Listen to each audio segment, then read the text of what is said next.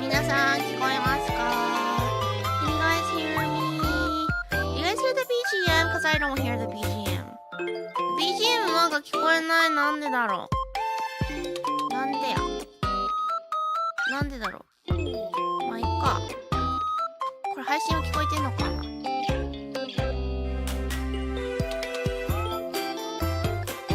あれ、なんかまだオープニングの BGM が流れてる。なんで？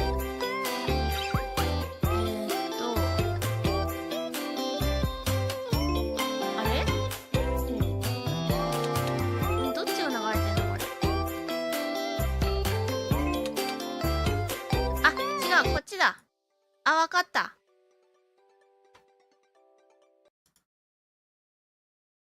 あれ？あれ？ BGM 流れてないね。あれ？ああ、そういうことか。I get it now. I get it. わかった。理解した。こういうことだ。これで聞こえるはずだ。ちょっと縦型すんの久しぶりすぎて。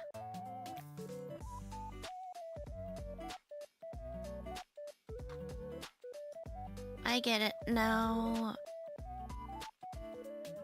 これで聞こえるだろ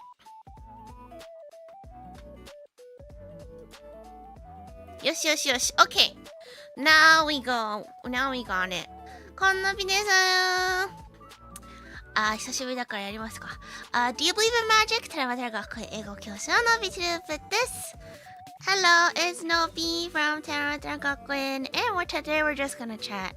今日はまあ普通にね、久しぶりのソロ配信なので、まあなんか、まあめっちゃ話すことあるちょっと前まであった気がするけど、なんか時間経っちゃって忘れてきちゃったっていうのもあるから、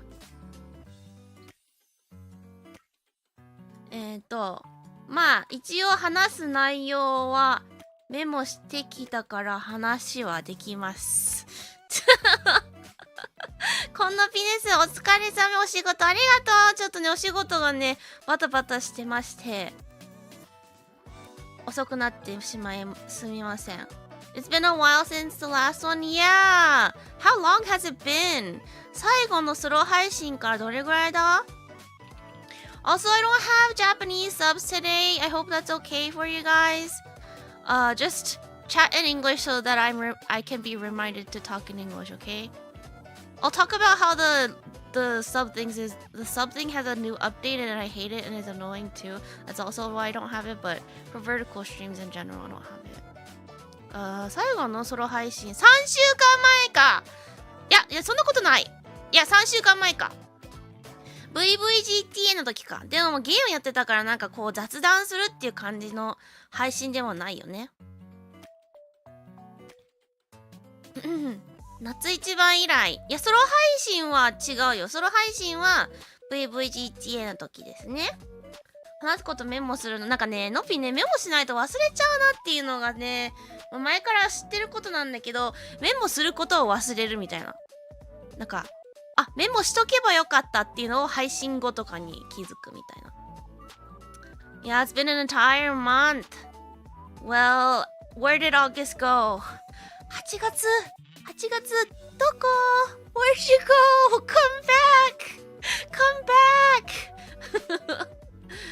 ちょっとなんか来てすぐいなくなった気がするよ。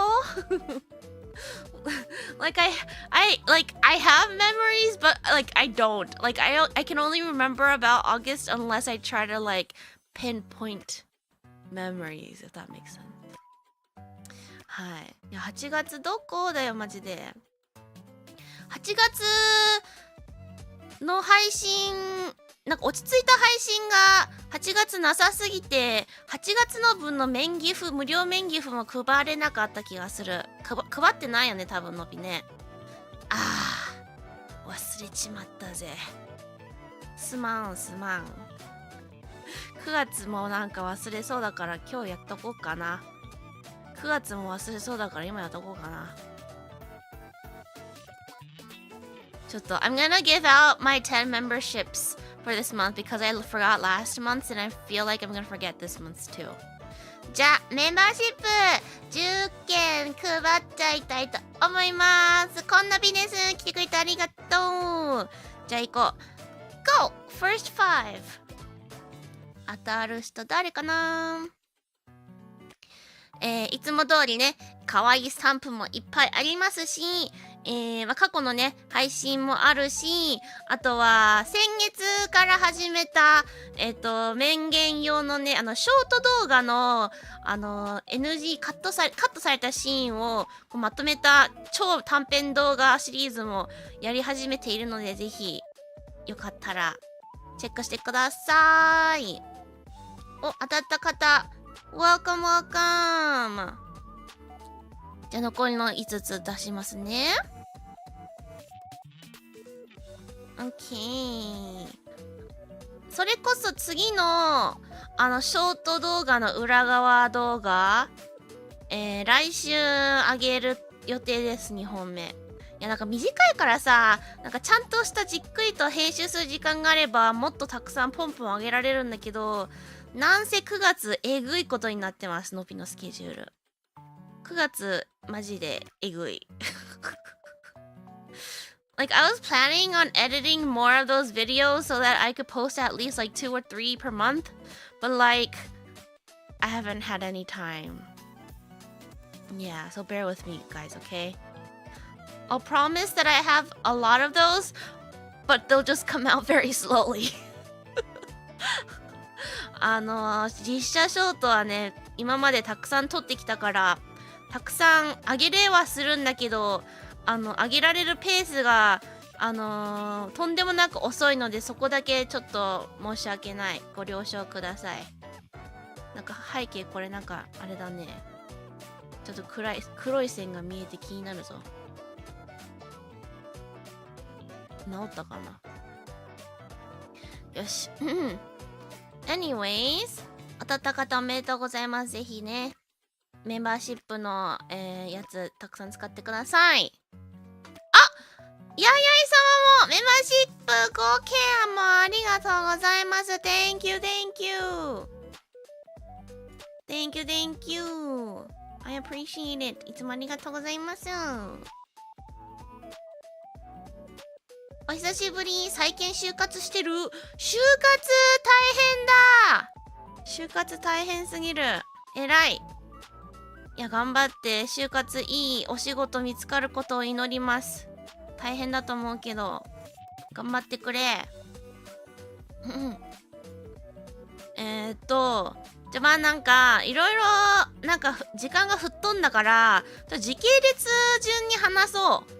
じゃないと、なんかもう話がごっちゃ混ぜになって、なんか話忘れとかが絶対あるから、時系列順に話しましょう。なので皆さん一緒に一回、8月の、頭ぐらいまで遡りましょう。何が起きていたでしょうか？We're gonna go back in time. We're gonna go back to August. We're gonna talk about everything in chronological order, or else I'm gonna forget. So let's go back to early August, okay? 8月の、のぴがニースフランス旅行から帰ってきて直後で、VVGTA をやってた参加してたやつですね。いやー VVGTA 結構反省点がめっちゃくちゃあるんですよね。めっちゃくちゃあるんですけど話す機会がなく1ヶ月も経ってしまったんですが、いやーなんかすごい楽しみにしてくれた方本当に申し訳ない。なんかのぴがコミュ障すぎて何もできんくてすまんまずそこがすまん。Yeah, sorry for those if you were expecting like a lot of stuff happening. I really want to apologize because my shyness won over me and I wasn't able to do shit. おはようございます。おはよう、welcome 来てくれてありがとう。お、ベリダさんもメンバーシップ合計ありがとう。Thank you。ありがとうありがとう。いつもありがとうございます。当たった方も Welcome いっぱい使ってください。かわいいスタンプやらなんやら。まあだからまずコミュ障なのぴがのぴが自分のコミュ障に負けてしまって不甲斐ない結果になってしまってごめんなさいっていうのと、あと時差ボケがあるとはいえやっぱ夜にねいろいろなんか仕事やら作業やらなんやらあるから、それで毎朝時差ボケだから朝早く起きて配信できるだろうとかと思ったけどできなくて申し訳ないです。はい、ちょっと舐めてました。なので今後、似たような機会があった時にはもう前の週ぐらいからちょっと朝起きれるかこう体の調整をしてからご参加をねしたいと思います。Yeah, also I couldn't wake up every day as much as I wanted to, so that I apologize too. I was unlucky the game didn't connect. Yeah, that too. あと最後はもうのぴがどうにもできなかったことではあるけど、接続環境もねそうちょっと厳しかったので、そこはどうもできないことはできなかった気がする。のぴの家のネットがもうちょっと強かったらもうワンチャン回避できたのかもしれないけど、ちょっと怪しいよな。なんかサーバーの位置的なものとかサーバーの規模の大きさとかそういうのもあると思うから、コミュ障って幅広いから、のぴはいやこれは全配信者に当てはまることだと思うんだけど、一人での配信の時は自分のホームグラウンドだからもう好き勝手できるわけよ。こんなねみんなと話してるけどコミュ障には見えないんですよ。でも一歩ここから出てしまうともうコミュ障ですよ。こんなびwelcome。はい。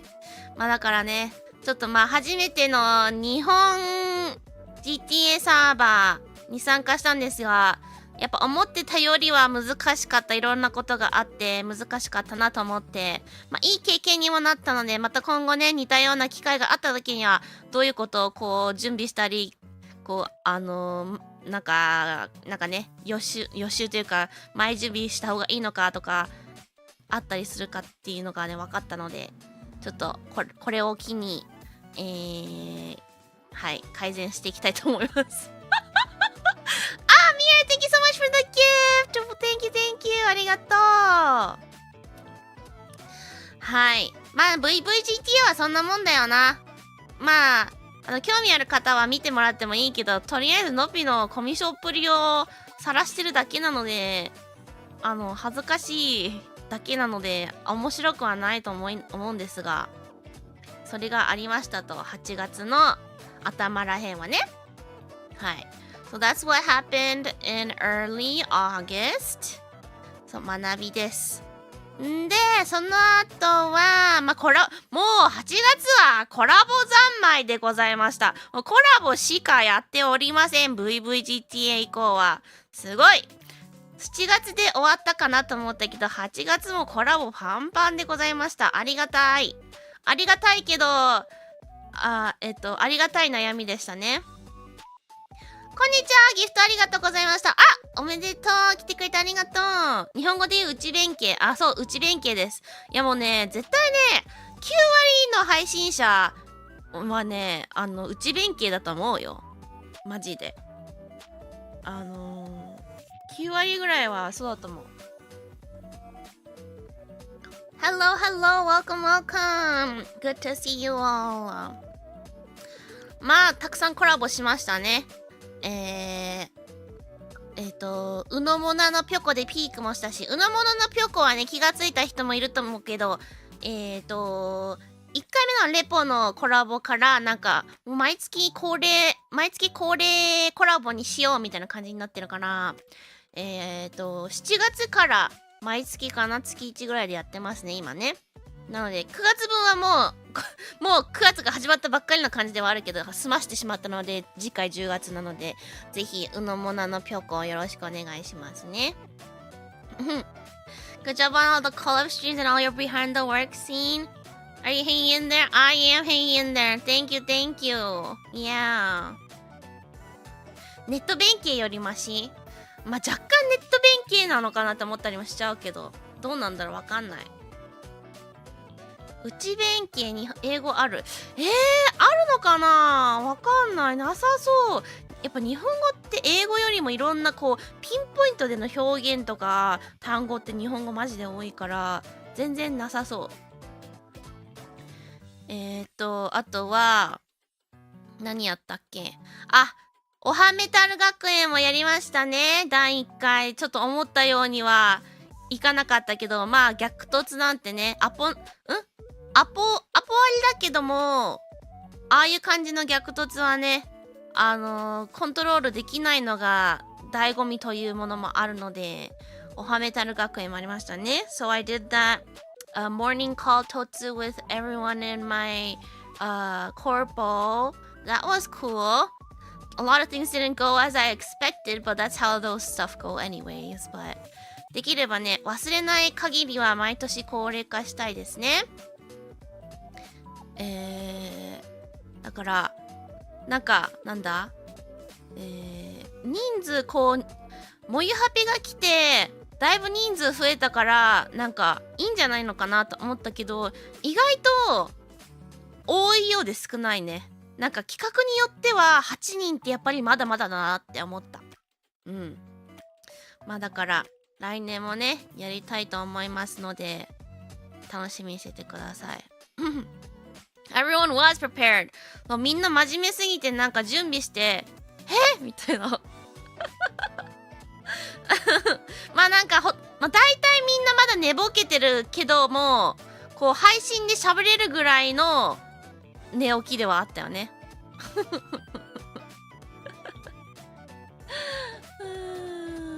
楽しかったですね、でもね。んで、あとは、もう自分のアーカイブ見てるんだけど、のぴクイズもやりましたね、久しぶりに。2、3ヶ月ぶりだったんだよね、多分ね。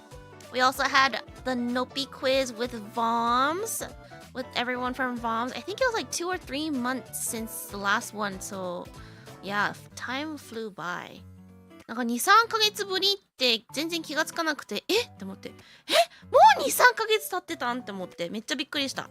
けど、ボムスの新人さん組ですね。新人さん組での皆さん呼んでゲーマースラングやりました。ちょっとね、ゲーマースラングもね、のぴは、ゲーム割とするようになったと言っても、まだまだペーペーなので、なんかそんなのがこう問題出題してゲームについていいのかと思いつつ、すごいずっと冷や汗かきながら司会やってたけども、3人がとってもねいい人すぎて、とってもいい感じっていうか無事終わりましたよ。はいねえ、のびクイズ面白かった。よかった、ありがとう。そう、そんなに空いてたんだよ、びっくり。できる範囲で月1でやっていきたいと思いつつも、4回目でしばらく止まっちゃって、やっと第5回目ができました。もうね、年内はね、できなそう、のっぴクイズ。できる自信がない。できたとしても10月に1回 ?10 月に1回 ?11 月に1回できるかなあ、でもね、今年ね、11月のぴはね、毎年11月は、11月末にサンクスギビングっていうイベントがあるんですよ、アメリカはね。で、毎年、そのために、家族がいるところとかに飛行機で行ったりするんですけど、今年は行かないことにしたので、11月がだいぶそれで予定空いたから、ワンチャン11月できなくもないかも。ちょっとね、まだちょっといろいろ予定調整しなきゃダメなので、あとね、意外とね、みんなね、VTuber さん、なんか1ヶ月先までスケジュールわかんない人が多くて、のびは結構ね、今年とかはね、1ヶ月先までのスケジュールをこう決めやすくなってて、のぴはいいんだけど、1ヶ月先まで決まんない人の方が多いから、ちょっと難しいんですよね。だから、10月か11月、1回、片方だけでも1回やりたいですね。ダメだったら、また年明けから頑張りますんで、楽しみにしててくれると嬉しいです。内容はね、一応ね、もうある程度、もう準備してるんだよ。問題だけ作んなきゃダメだけど、トピックはいっぱいもうね、準備してて、もうあと、普通に余裕で5回、余裕で5、6回分はできるぐらいの内容、トピックはあるけど、それのための人と時間が確保できないっていうね。難しいんです。はい。だからそんな感じですね。But yeah, I'm not gonna visit my family in this Thanksgiving. So that means that I have a lot more availability now that I can like actually stay home and stream. So maybe there might be a Nopi quiz in October or November, but we'll see. Yes. We also had that Spellomancer collab. That was really fun. I'm glad we were able to play that again. Once that game comes out, I really want to consider doing like an EN and JP mix collab. I think it would actually be a pretty fun game to play with JP VTubers. Cause like spelling is not that hard, right? Like you can even do like cat or dog or sit, like words like that, and then the EN VTubers would like help them kind of. So I feel like it'd be like a good game to play with for EN and JP VTubers that have like other EN and JP VTubers that they want to get closer with. So I am excited for the day that game comes out. スペロマンサーっていうね、英語の VTuber、EN の VTuber たちと VTuber の女の子たちと遊んだゲームがあるんですけど、これ今回2回目遊んだんだけど、スペロマンサーっていうゲームは、簡単に説明すると、一番の目的は、英語の単語をスペルするのが目的なのね。で、それの単語をスペルするために、そのアルファベットのキューブみたいなのをこう集めなきゃダメなわけよ。だから2チームに分かれて、で、そのキューブをお互いのエリアからこう奪い取るみたいな。だから、スペリングに集中する人、そのキューブを取る人、あとなんか定期的にボーナスチャンスみたいなのがあるから、そのボーナスチャンスのアイテムをゲットする、こう戦いに行く担当の人みたいな感じでこう分かれて遊ぶゲームなんだけど、すごい楽しくて、Oh yeah, I hope the lag, true. That the lag will have to be checked definitely. Everyone will fight just like me. No, for that we're gonna have to actually, like separate who does what. I feel like.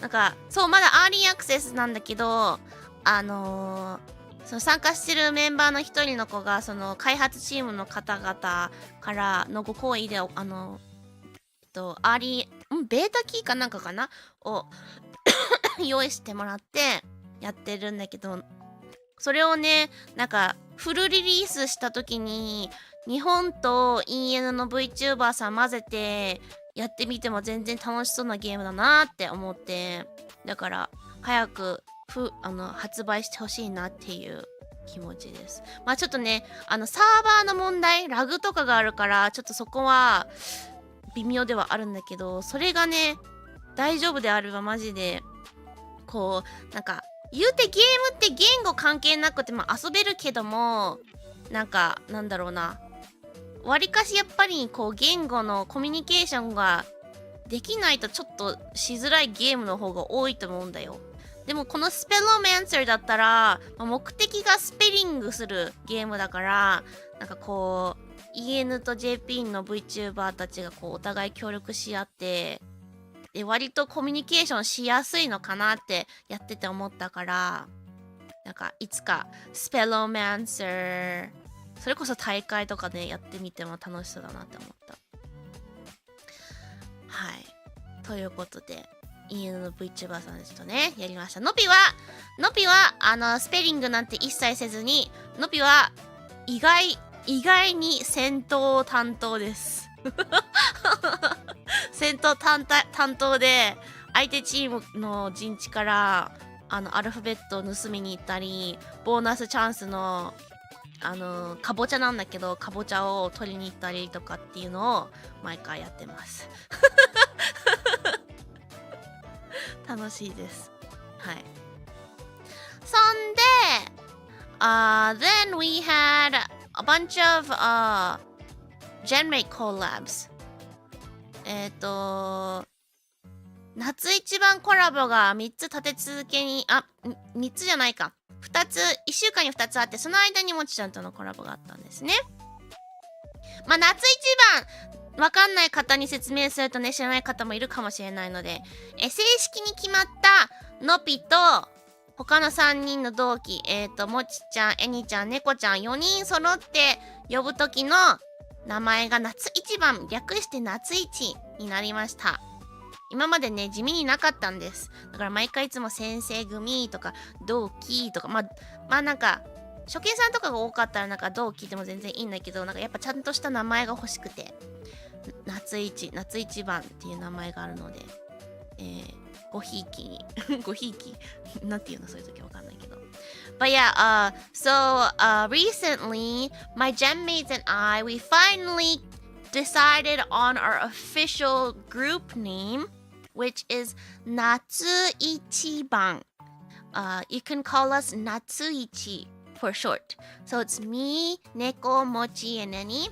We actually didn't really have a group name until now. So we would just be like, or I would just be like, oh, me and my gen mates, or me and the other teachers and stuff. But like, it's not bad, but like I wanted like an actual name for us. Because, you never know, we might get new teachers in the future, and our kohais have their own little name. So we're like, oh, we want one too. So yeah, we finally decided one.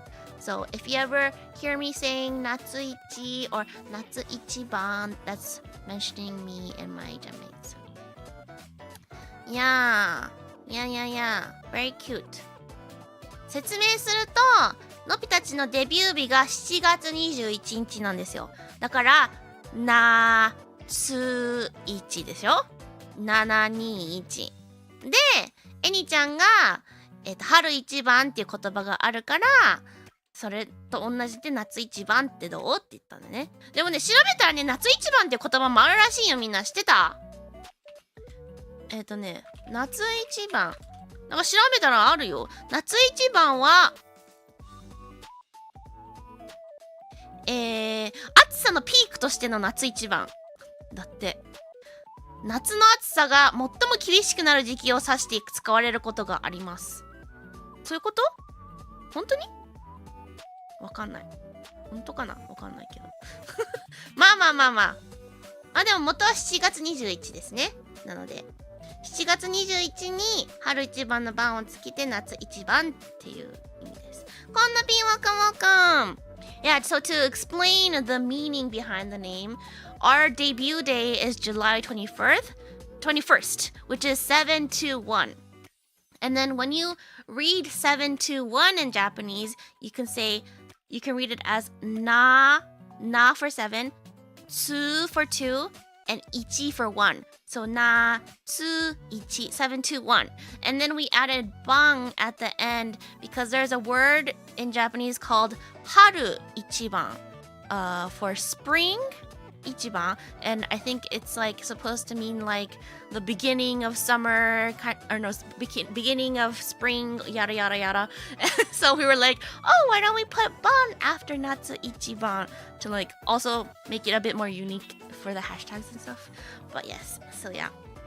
So 夏一番はそういう意味です。はい。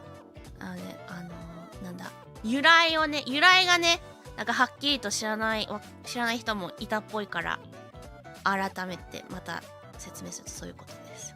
はいはいはい。テラメテル学訓って激アツコンテンツだから。そうなんです、激アツコンテンツだから後からね、いくらでもそうやって付け足すことできるんだよ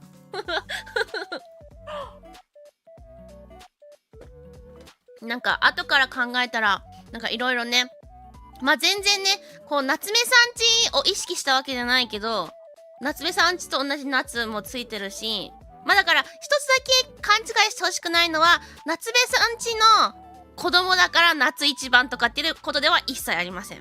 なんかそういう勘違いしてる人がいたから、それは一切違うので、7月21の夏一だから。なので、夏一番に決まって後から夏目さんちの夏も同じじゃんってなっただけなので、そこは違うので気をつけてください。Yeah, I think a lot of people thought it was related to our mamas, but like, you know, like they are our mamas, but like as much as we love them, we don't want to like involve them in every single thing we do, right? Because they're not really involved in everything we do usually, and we don't want to like make it a thing where like we have to have a connection beyond them being our mamas, because typical VTuber mamas aren't like that, and they have their own thing, and we don't want to be a burden, or we don't want to like cause any trouble to them, and they probably feel the same way to us. So we want to still be independent of each other and stuff. So, yeah. No worries. Start of summer then? Yeah. So that's I guess in Japanese they don't really use the word natsu ichiban to really mean the start of summer, but we wanted to make it sound like that. And like when you hear natsu ichiban, like we are the start of your summer, kind of, you know? That makes sense. そう、偶然の一致ね。そう、夏目さんちのね、夏と同じのは嬉しいけど、なんか夏目さんちが名前の由来にはしたくはないので、こう夏目さんちはのっぺたちのママではあるけども、こうママ言い方悪くなっちゃうんだけど、別に言い方悪くしようとしてるわけじゃなくて、ママ以上こう活動に関してはママ以上ではないじゃんな。こうママとして産んでくれたけれども、それ以外コンテンツとか活動に関しては基本的にお互いこう割とセパレートになってるじゃん。結構こう独立して自分たちで自分の好きなことを自由にやってるから、お互いのこう邪魔にもなりたくないし迷惑にもなりたくないので、こうなんだろう、夏目さんちのことを全く一切考えずに最初の名前考えたから、後からこういいボーナス的な感じでくっついてきたっていう感じではあるんだけど、いや。こんのぴー、ワーカムワーカム。まあでも簡単にね、のっぴたちは、みんなの夏の始まりイコールのっぴたちっていうことを意味合いメッセージにね、込めたかったっていうことです。はい。ワーカムワーカム。そう。夏目さんちありき、夏目さんちありきの存在になりたくないんだよ、のっぴたちは。そういうこと。めっちゃいい風に言ってくれてありがたい。そう。っていうことでね、夏市は夏市、これからもよろしくお願いします。はい。まあだからテラメタル職員室って名前もね、これからも使えます。これ、テラメタル職員室はなんか配信タグなわけよ。なんかのぴの場合だったら配信タグはのぴを見ルーペっていう配信タグがあるじゃん。だから、4人で配信するときは、テラメタル職員室のハッシュタグつけて、で、っていう感じや、配信するときは。で、配信してないときは、なんか夏市版のハッシュタグ作るみたいな。まあちょっとややこしくはなるんだけど、こうみんなの個人のハッシュタグみたいな感じで考えてもらえれば。だから、のぴの場合の、のぴの一般タグはのぴチューペでしょ。で、夏一番の一般タグは夏一番。で、のぴの配信タグはのぴを見ルーペ。で、夏一番の配信タグは、いや、夏一番、とりあえず今は4人だけだから、夏一番とテラメタル職員室、まあ、テラメタルどっちでもいいんだけど、今後もし先生みたいな方が来ちゃったらって言い方おかしい。来たら、夏一番4人で配信した時は夏一番だけで、先生という役職がついてるメンバー全員で配信した時はテラメタル職員室みたいな感じねになるってことですね。ちょっとややこしいんですが、多分今後ね、もしそういう人が増えた時にもっとしっくりくると思う。まあ来るか分かんないんだけど、いや学園だから絶対来ると思うんだよね。学園だから今後テラメタル学園を運営さんがこうもっと大きくする予定があるなら絶対来ると思うんだよね。だからそのためのことも考えて、なんか早めに名前作りたいよねっていう感じだったんだよね。配信のタグ、コメントどっちのハッシュタグつけたら迷うかも。まあとりあえずはのぴたち今夏一番しかいないから、先生っていう名前が設定したね。だからどっちでもいいんですが、今後ね、なんか何の先生がいない。例えば美術の先生とかみたいなの来たら。テラメタル職員室にもちろん歓迎しますので職員室大きいからのっぴたちの職員室大きいから our teacher's lounge is big, okay? We have enough space to add more people if any more teachers join us, okay? So we will gladly invite them. They're welcome, okay?So we just didn't want to make like the テラメタル職員室 hashtag limited to the 4 of us. そう。のぴ先生と後輩の先生複数の場合にも使えるのが職員室タグって感じ。そうしたいなってのぴは思ってる。なんか絶対ね、まあもちろんね、まだ先生という名前のメンバーが来るのに、まだ全然 1,2 年とかかかったとしても、1,2 年後に先生が来たとするよ。で、その先生が来るのに、その先生入れない職員室、テラメタル学園の職員室ってひどいでしょだって学校の先生ってみんな職員室に入るんでしょ。まあ保健室の先生はなんか保健室自分のオフィスが保健室になるのかな。それとも保健室の先生って職員室にもデスクあるのまあちょっとそこはちょっと細かいからわかんないけど、まあなんかね、のぴたちは最初4人しかいなかったからさ、もう4人だけでのこういろいろ決めてたわけよ、デビュー当初は。全く後輩とか今後に来る人たちのことを1ミリも考えずに今までいろんなこと決めてやってきてたから。でもやっぱりもゆはぺが来てからもうちょっとそういう今後のことをもう少しわからないけれども今後のことを少し意識していろいろ決めたり動くようになってるから成長です。はい。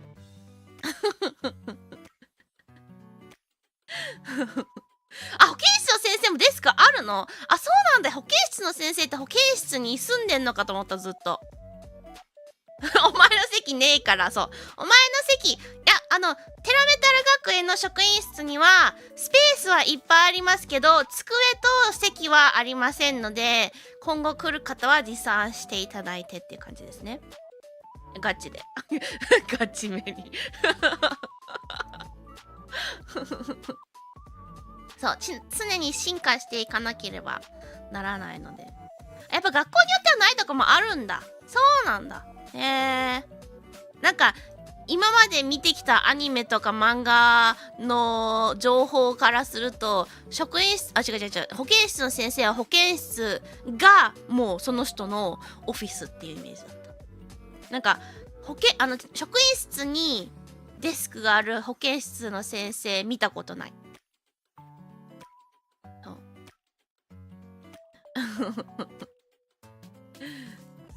でも保健室の先生以外なくない？だって体育の先生だって普通に多分職員室でしょ？体育館に住んでる入り浸ってるわけじゃないから、体育館にデスクは見たことない。まあなんか体育館の横にちっちゃい部屋がくっついてるならありかもしんないけど、なかなかそういう設定の漫画とかドラマ見たことないからな。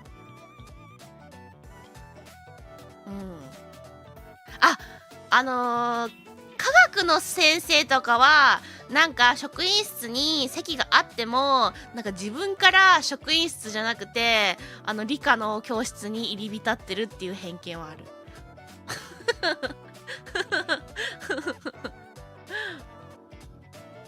まあそんなことはどうでもいいんですが、なんでこんな話になったんだっけ。まあそういうことです。ちなみにさ、テラメタラ職員室のさ、名前の由来というかきっかけの話ってさ、したことあったっけ？あったっけ？ちょっと待ってね。ディスコードの会話遡ったらもしかしたらあるかもしんない。職員室、テラメタル職員室。一番古いの。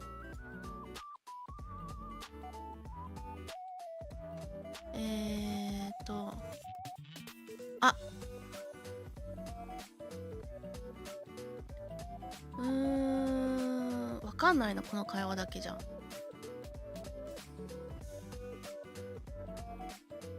でもきっかけはのぴの記憶が間違ってない限りは4人でのディスコードのサーバーを作ったのね、のぴが。それのディスコードのサーバーの名前をテラメタル職員室にのぴがしたんだよ。やっぱ先生イコール職員室だろうと思って。でそれをそのまま配信タグとかにしちゃおうってなったんだよね。そう、サーバー作った時にイラスト屋に職員室のぶら下がる看板の絵があるんだよ、イラスト屋に。だからその看板の上にテラメタル学園のロゴくっつけたのがアイコンなんだけど、そこからです。ディスコードサーバーの名前から。Yeah. Anyways, so we had a couple of collabs. We played Repo, we played Peak. Yeah, that was fun. 4人でね、レポやったし、ピークもやったし、いろいろ久しぶり4人でね、遊べて楽しかったね。レポ。いやー、なんかね、のび最近さ、ここ数週間ネットの回線がマジでやばいじゃん。だからあの時のコラボもさ、なんかすぐ落ちちゃったりしてて、マジでちょっとなえた。イラストや何でもあるよね。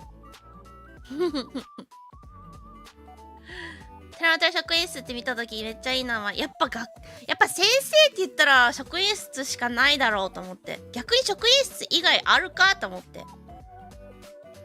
レポピーク。そう、今日でも今のところ大丈夫そうだよね、ネットの回線。Is the stream like stable today? I did purposely lower everything onto the lowest setting so that like it won't be affected too much, but has it been okay?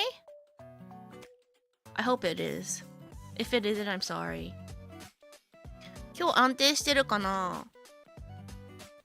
安定してるといいんだけど、できるだけネットの回線が良くないから設定を全部下げて、だから今日コメントとさ、配信のっぴが読むラグがちょっとあるんだけど、いつもより多分気がついてる人は気がつくと思うんだけど。No issue so far? Okay, good, good, good.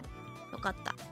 ゲームしてるとちょっとね、それでパソコンに負荷っていうかネットにも、まあ両方か、ネットにもパソコンにも負荷がかかるからあるんだろうけど。Okay, that's good. But yeah, I was really sad. I was really bummed out because my internet was like causing issues for both Repo and Peak. But it's okay. It's fine. It's fine. And then the most recent collab was the fast food simulator with Unamono no Pyoko, right? Man, I got motion sickness so bad from that game. It was like lag plus most motion sickness. こんなぴ welcome! で、一番最後にね、やったうのもののぴょこでやったファストフードシミュレーター。あのゲームさ、普通にやりたかったのよ。気になってたから、楽しみでやったら、ネットの回線問題プラス、画面酔いっていうダブルコンボが来ちゃって、結構萎えてしまった。でも最近ついてない。配信運がない。配信運がない。やばい。でもそれの他にもさ、あとふわりちゃんのところでオーバークックもやったし、いやオーバークック2人でやんの無理だよ。ふわりちゃんあれ1人でいつもやってんのやばいってマジで。オーバークックでも懐かしかった。2年ぶりにやったから楽しかったけど、なんかもう足手まといになりまくってて申し訳なかった。We played Overcooked with Fuwari too. It was just the two of us, and I was like struggling. Not the game you expect to get motion sickness, right? I think it was my first, or maybe it's very rare, anyways. Good evening, welcome. Who was the one you were teaching English? She has a cute voice. Ah, Parin-chan, maybe.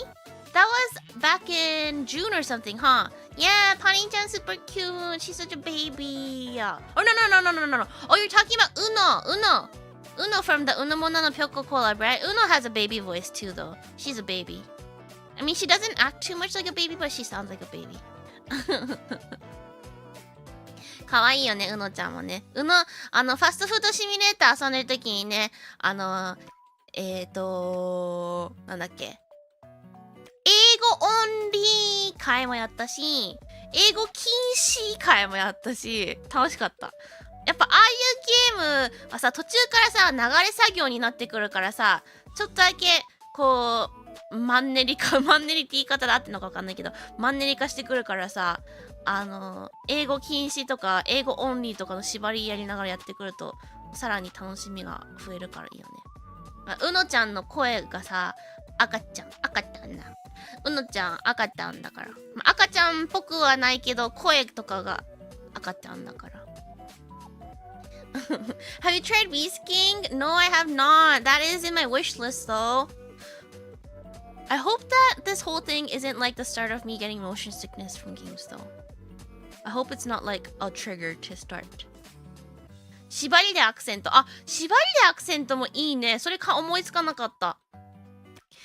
日本の人ってさ、こうなんか友達と遊んでる時に、じゃあ今からみんなで関西弁縛りゲームとかってやったりすんの？どうなの？そういうのやったりする？今からみんなずっと関西人ねとかってそういうことやったりするの？どうなんだろう。やっぱ英語縛りとか英語禁止ゲームとかとはやっぱ違うのかな。Yeah.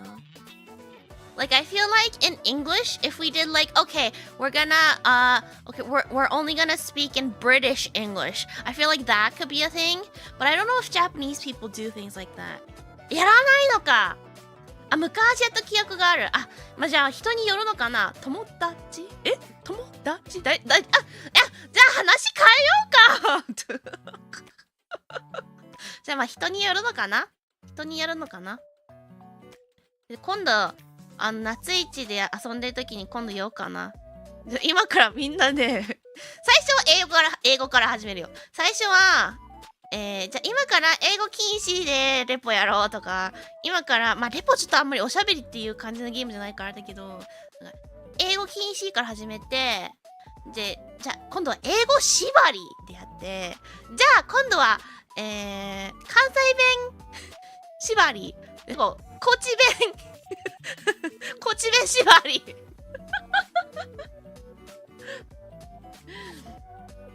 ていうのやってみてもいいかもね。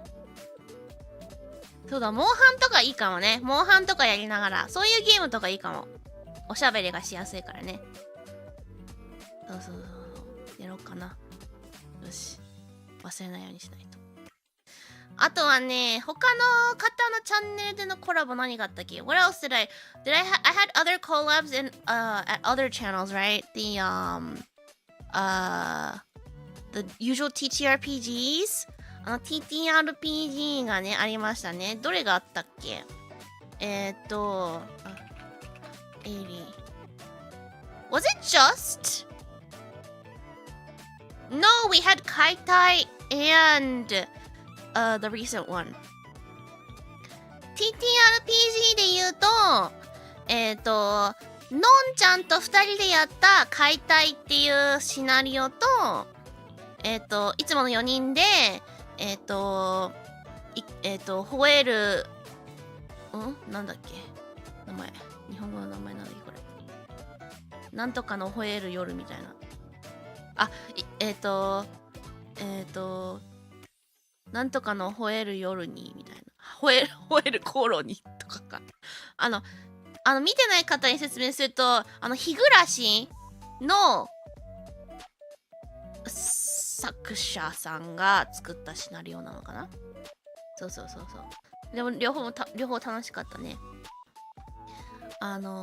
解体はこう戦隊ものに変身する感じで楽しかったし、でけだものの方はちょっと暗い感じ、日暮らしを作った人が作ったシナリオだから、こうちょっとサイコパスななんかカルト系なシナリオだったんだけどのぴが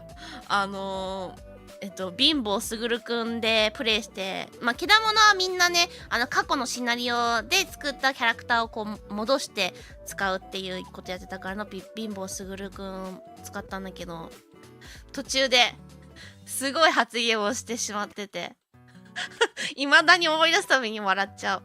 I keep remembering that thing I said during the けだもの stream, the second part, and I remember that from time to time, and like I just chuckle at myself. I'm like, oh my god, why did I say that? そう竜騎士07さん、それそう楽しかったので、ぜひね、まあ全部英語にはなってはいるんだけど、英語のリスニングにぜひ使ってみてください。まあね、英語まあ全くでもある程度ちょっとだけなんかところどころ分かるよぐらいだったら、多分ね何が起きてるかはなんとなく分かる気がするんだけど、とっても面白かったです。パート2でね、すごい問題発言をのぴが言ってしまったので、気になる方はぜひそこを楽しみに見てほしいです。あ、日本語字幕後からつくか。そうだね、 YouTube 機能でね。あれがどれぐらいいいのかわかんないけど、まあ、ある程度多分なんとなく流れがわかるぐらいは理解はできるのかな、多分ね。I feel bad for Suguru. Yeah, no one wants.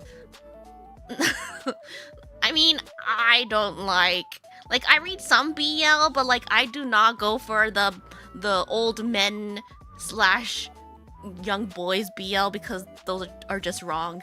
So like I was like, oh my god, I do not want that for Suguru. so that thing was like the only thing that came to mind to like keep him off. keep him off すぐる。Yeah, it was fun. It was fun. 楽しかったです。すごく楽しかった。またね、次のシナリオ楽しみだにゃー。あ、明日かな？明日ね、いくちゃんとここねちゃんがね、のっぴたちがやったグッドモーニングオールやるからね、来週の週末はね、のんちゃんと2人で、のんちゃんのチャンネルで、それを同時視聴するので、ぜひ。まあちょっとそれもね、全部英語にはなってしまうんですが、のっぴたちのグッドモーニングオールも楽しかったので、ぜひ、時間ある方チェックしてください。まあね、不女子がいるか分かりませんが、不女子の方々は今回のけだもののシナリオはまあ喜ぶのではないかなと思います。はい。まあ、すぐるくんが出てるやつは毎回なぜかね、なんか BL 展開、BL チック展開になってくるので、不女子の方はキャッキャッキャッキャッしながら、まあ、あそこの、他3人がみんなそっちが好きというか、それがわかんない。何がのっぴが困ってるのが見たいのか、その BL が好きなのか、両方なのかわかりませんが。あ、こ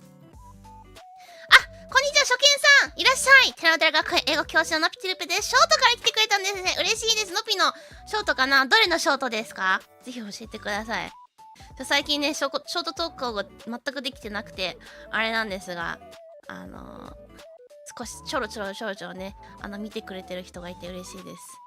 9月末にね、そう、それこそ、ツイッターで、軽く、投稿はしていたんですが、9月末にですね、急遽、海外出張が決まりまして、ちょっとその間にね、配信がやっぱできないから、そのため用のね、ストックとして、ショート動画何本か貯めてるので、9月末にはショート動画出ます。はい。こんなぴです、こんなぴワーカム。攻めの反対はそれぐらいみんな知ってるでしょ。そんなに読んでなくても。初見です、こんにちは。あ、初見さんいらっしゃい。テラメダル学園英語教師ののぴティルーペです。よかったらゆっくりしてってください。8月がね、あっという間に終わって、8月何したとかって話して、今はちょっと9月の末にね、出張があるので、配信はちょっとお休みなんですが、っていうね、話をしてました。そう、海外出張決まっちゃったんだよ。2週間ぐらい。はい。2週間じゃないわ。1週間半弱かな ?1 週間半弱ですね。So, my international business trip is decided. So, it'll be at the end of this month for about a week and a half-ish. So, I'm stocking up on some short videos to post while I'm gone because I obviously won't be able to stream during that time. Yeah. うちさんの海外ショートから来ました。楽しみにしてます。ありがとう。ちなみにどれの海外ショートだろう？食べ物系かな？攻めの反対はカウンター何の話ファイティングゲーム何の話8月なんもなかった？マジで？あっちかったでしょ日本。まあ今も日本暑いか。どうだろう？でもピークからは去った？そんなことはない？まだピーク？どうだろう？一人で出張じゃない。同僚と上司で3人で行きます。上司が苦手な上司だからすごく行きたくないけど。すごく行きたくないすごく行きたくない。But yeah, I'm going with one coworker and my boss, or my boss's boss. But I don't really like him, and I don't think he really likes him, so I really didn't want to go. But, welp, the ticket's booked. So, ピークやめてピークだったら途中のどっかの南国の島で遭難しちゃうよ。ああMy dad was always excited for overseas business trips, but it kind of sucks when you usually work from home. You know, I would have been excited if that boss's boss wasn't with us. Like, he's the only reason that I don't want to go. And he's a big reason. 上司の上司なんだよね、正確に言うと。ちょっと苦手でね、なんかその人が来るから行きたくなかったっていう。その人が来てなかったらまだまあ行ってもいいかなって感じではあったんだけど、その人が来るからマジで行きたくないし、行きたくなかった。まあしょうがない。そう、苦手な人だとね、やっぱストレスがね、そうなんです。海外出張だからなおさら。そうなんだよね、みんな。出張行く方はわかると思うんだけど。上司と山登り最悪すぎる。最悪やだー怖すぎるでしょ山登りで仲深めるの最悪じゃん。やばい、このまま先に行きたいのに置いてったらどうしようみたいな。置いてって後から追いつかれたら会社戻った時になんか言及されちゃうんじゃないのとかって思いながら相談するの。やだよ、最悪すぎのぴさんはみんなで遭難した時に私のこと置いてきました。なので言及怖いよ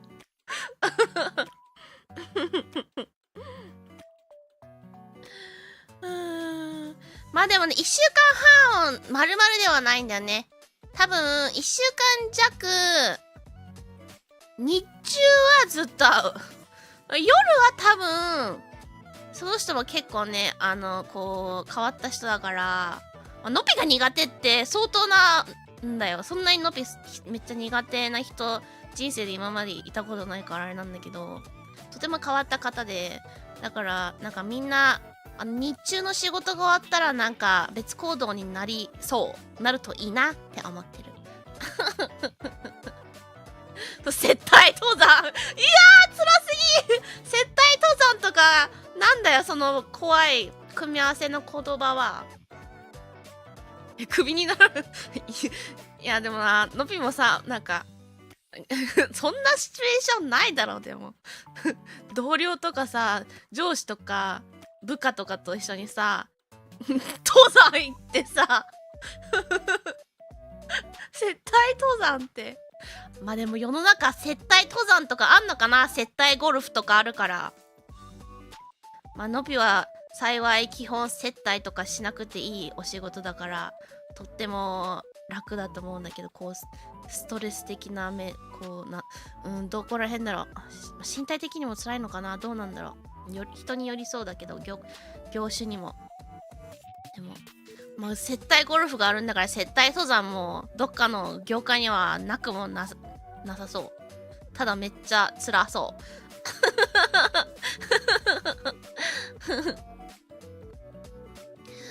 うまあだから9月末はねちょっとそれがあるので、まあ、もうちょっと近づいたらね、多分直前にここから何日までちょっとお休み期間中なのでショート動画あげるけど、みんな動画とかアーカイブ見てねとかって告知するので、まあ時期は皆さん大体わかると思います。I will let you guys know in advance on like when it'll be about. So don't worry, I will let you guys know. 登山楽しそう。楽しいと思えるならいいな。のぴはちょっと登山あんま楽しいと思わないタイプ。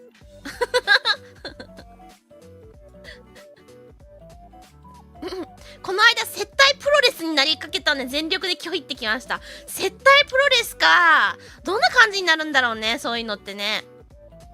でもプロレスだったらまだなんかいけるな、のぴだったら。だって座って見てればいいだけでしょ。ゴルフとかだったらさ、一緒にやらなきゃダメなわけじゃん。だからさ、こうある程度できなきゃダメだけど、うますぎてもダメだし、下手すぎもダメみたいな。でもプロレスだったらさ、待って、プロレスする側じゃないよね。見る側だよね、それね。やる側だったらそりゃ全力で断るけど、見るだけだったら、うわー、あの人すごいっすね、あの人のファンっすか、あの人めっちゃかっこいいっすねとかって言えばいいんじゃないの。舐めてる？接待舐めてるのぴ。接待やったことないから舐めすぎ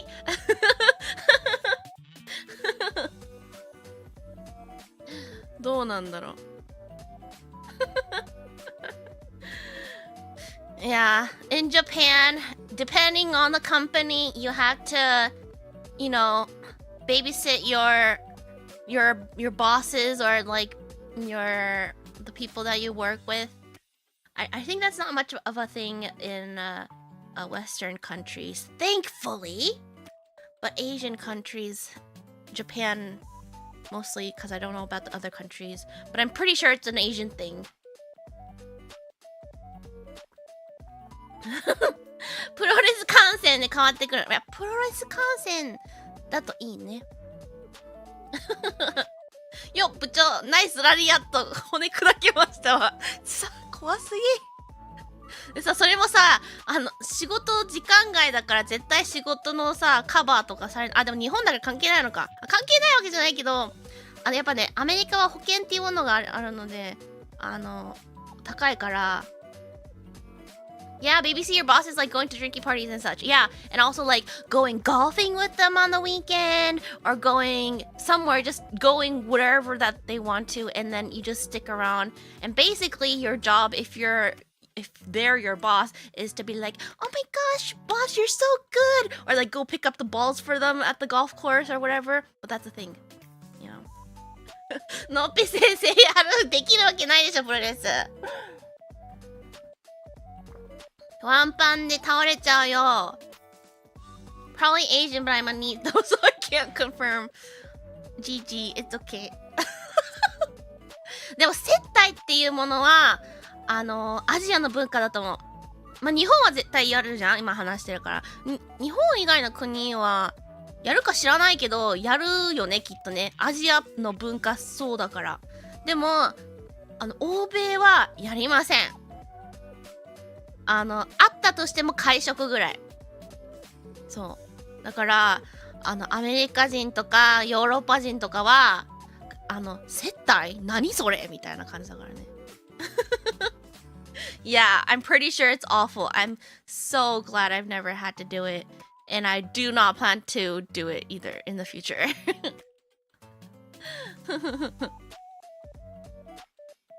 上司がプロレス好きなんで興奮して技をかけられてた可能性もなきにしもあらず。怖すぎる。やだよ。ゲームの世界にはわざと負けたりする接待あるからな。いやー、接待ってそういうのもあるのか。そっか、こう付き添いでどっかに行くのが接待だけじゃなくて、こう何かしらとりあえず相手をしていて、相手を持ち上げる行為が接待ってことなのかな。難しいよ。大人の世界って難しい。接待会食ね。接待会食でものぴもね、今までね、行ったことないな。少なくとものぴは接待会食の認識で行ったことは一度もない。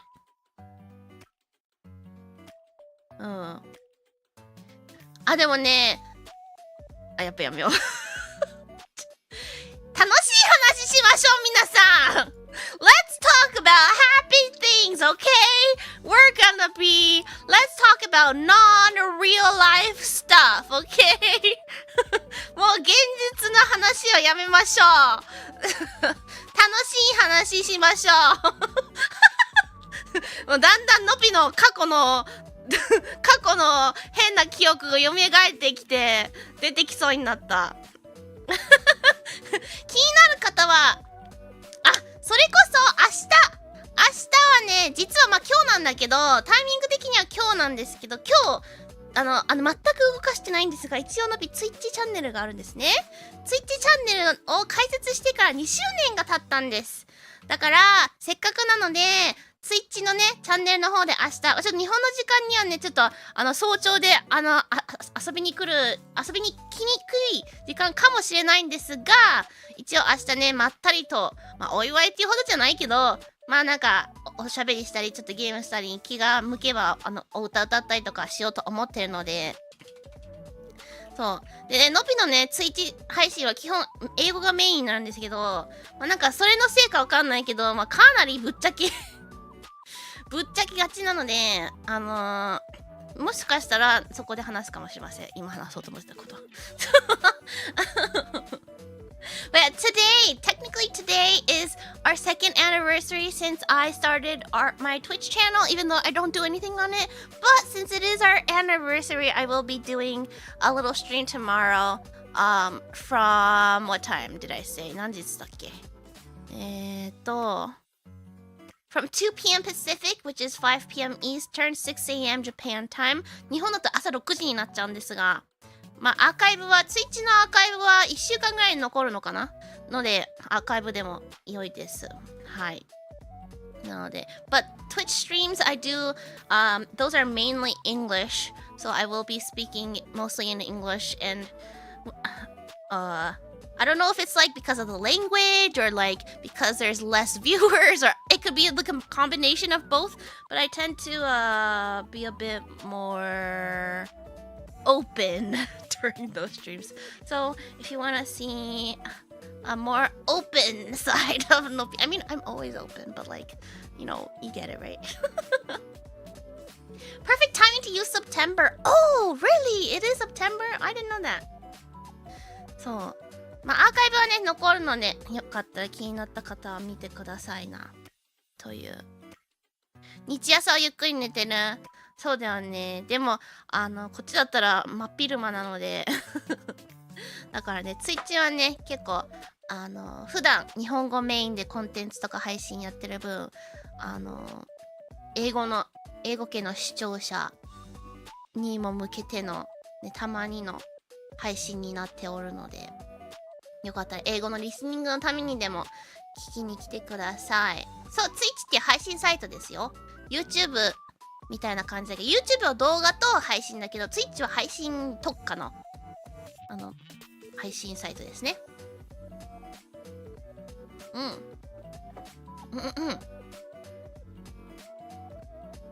だから明日はね、それがあって、で、お昼から、テレメテラ職員室、職員室じゃなくて放送室がありますね。もじまろくんのチャンネルでのぴがサブやります。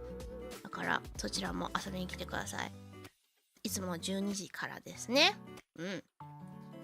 うん。もじまろくんが、なんだ、放送室ってさ、メインパーソナリティの人がこう仕切ったりはするんだけど、内容のコンテンツは、まあ、ちょっとだけねこうサブの人に相談しながら作っていってるんだけど、まあ人によったりはするけど、どれぐらい相談してるかは。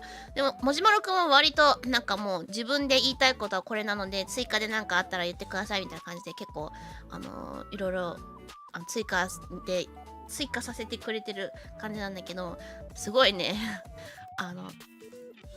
言っちゃダメかな、言っていいよなすごいね長くて丁寧な台本を用意してくれてます。まあ用意してくれてるっていうか、自分用にね用意してくれて、のぴの場合はこれに対して何々コメントとか、これに対してなんか振ってくれると助かりますで、自分のところめっちゃ細かく書いてて、わ、偉いなって思いつつ、もじまろくんの性格上多分それがあった方がいいんだろうなって思って、ちょっとねニコニコしてみちゃいましたすでにリンク。いやでもね、まあそんなに意外じゃないでしょ。もじまろくんやってることやってそうじゃん、めっちゃ。のぴでもなんか流れ的なことは作るわけよ。でも言うコメントは一切書かないのね。もうその場で考えて言うから、なんか1回目の時も、まあ1回目だったっていうのもあるから、はてなくんにこう流れがわかるように、こう何々をこの順番で言ってて、でこの時ははてなくんに言ってほしいから、はてなくんコメント入れてとかっていう、こう適当なセリフまでは入れてないけど流れは作ってたけど、もじまろくんはね、もうあれを一文一言一言読むつもりで書いてるのか、こう緊張しちゃうから心の支えとして書いてるだけなのかは、まあ、ちょっと明日になるまでわからないけど、なんか微笑ましいなと思って。But yeah, tomorrow after my Twitch stream, I'm also gonna be over on Mojimaro's channel to have our bi-weekly-ish news stream, so you will see me there too. So yeah, please stop by if you can. マロさん解釈一致ね、確かにね。そう。だからそれもありますので楽しみにしといてくださいな。放送作家の台本みたい。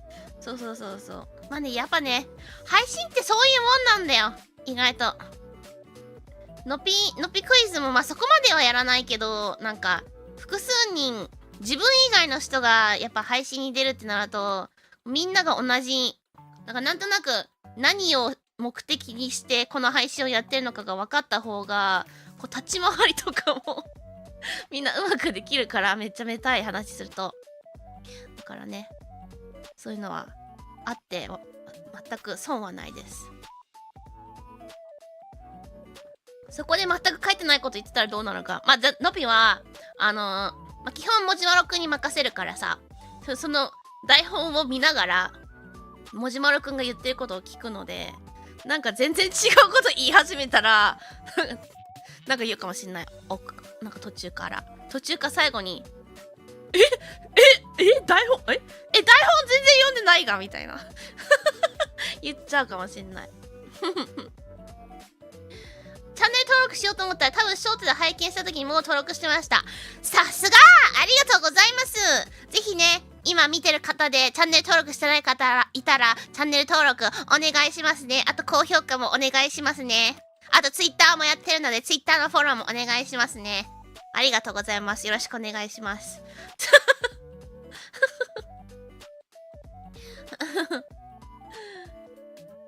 学校の授業と課題で効率うんぬん言ってるとは思えないモロくんの時。あ、そんなこと言ってるんだ。そうなんだ。じゃあもしかしたら、一応コラボ的な形じゃん、放送室って。コラボだからなおさらそうやって丁寧にしてくれてるっていう可能性もあるかもね。どうだろう。どうでしょう。わからない。徹子の部屋みたいなぐらいのセリフの量だとどうしよう。のびね、徹子の部屋ね、ちゃんと見たことないからわかんないけど、そんなに喋るんだ、徹子さん。知らなかった。まあ。9月、8月そんなもんか。で、ちょっと待って、9月。まだ始まったばっかりだから何もないですね。はい。で、明日の話したね。そう。で、表には見えないけど、裏での作業が今月やばいんです。だから、今月もちょっと配信少なめではあったけど、まあでも、今週のスケジュールぐらいがなんか、平均的な感じだと思うんだけど、来週も、マジで作業集中ウィークなんですね。So next week, like this entire month, I have a ton of homework to do and recordings to do. So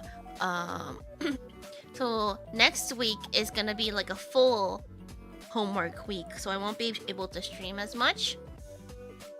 I have my schedule ready, but I'm only gonna be able to stream on my channel once, and it's gonna be a VSMP stream with Kokone. It's my second VSMP stream. But yeah, we're gonna Minecraft a little bit, and then no more streams for the rest of the week. But I will be going on Non's channel to do that Good Morning All watch along. So yeah, next week is kind of gonna be a bit bare. So apologies in advance. Make sure to catch up on any VODs and stuff. But yeah. Recordings are scary. Yesterday I was working on a recording too, and I'm so glad I kind of made it. I don't know how it's gonna be, but fuck it. Can you do like the work stream like before? Depends, because a lot of the things are recordings, and it's a bit, I feel like doing recordings on a working stream is a bit hard for me, personally at least. So we'll see. So there might be guerrilla working streams, but I can't guarantee it.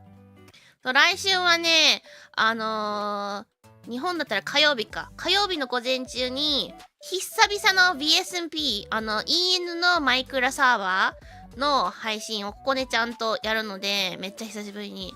それ以外は、ちょっとね、自分のチャンネルでの配信がないので、週末にのんちゃんのチャンネルでさっき言ってた、同時視聴はするんだけども、自分のチャンネルでの配信来週1個だけで、そう、ちょっとね、提出物、収録とかが多くて、本当は作業配信できるならやりたいんだけど、収録系だと作業配信しにくいんだよね、やっぱり。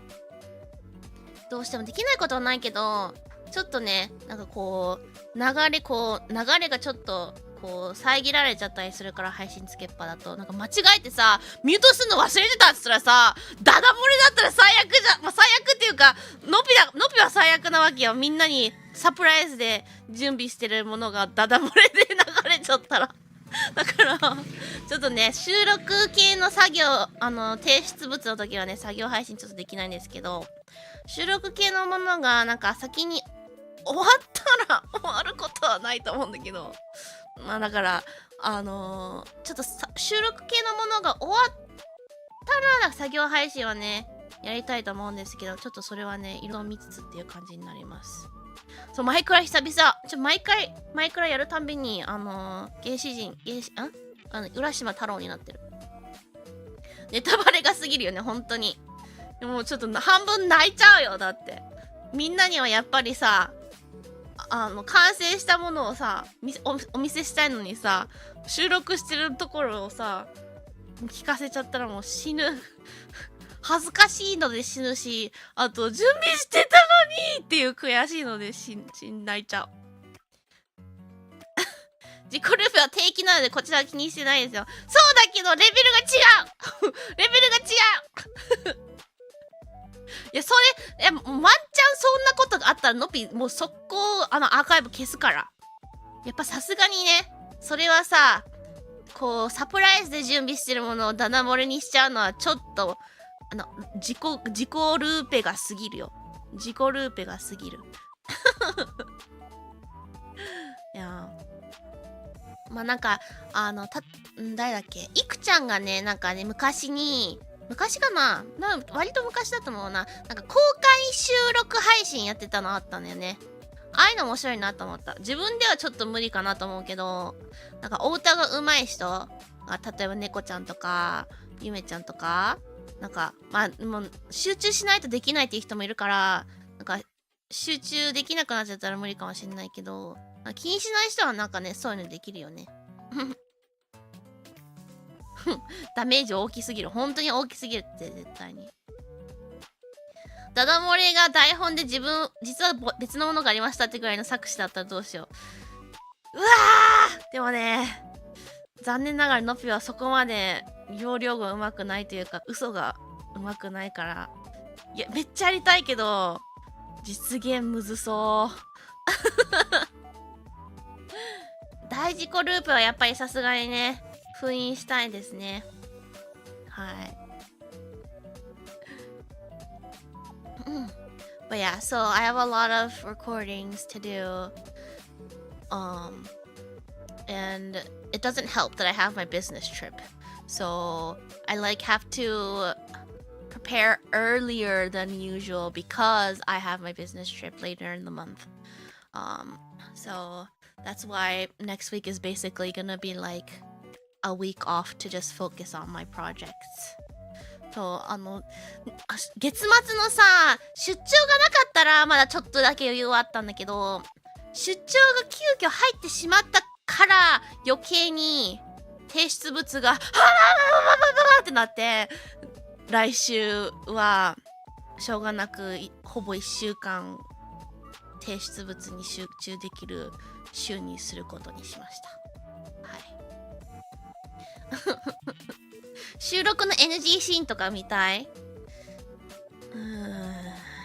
でもね、なんか変な、なんか噛んだりとか、なんか変なこと言ったりとかしない限り面白くないんだと思うんだよね、 NG シーンって。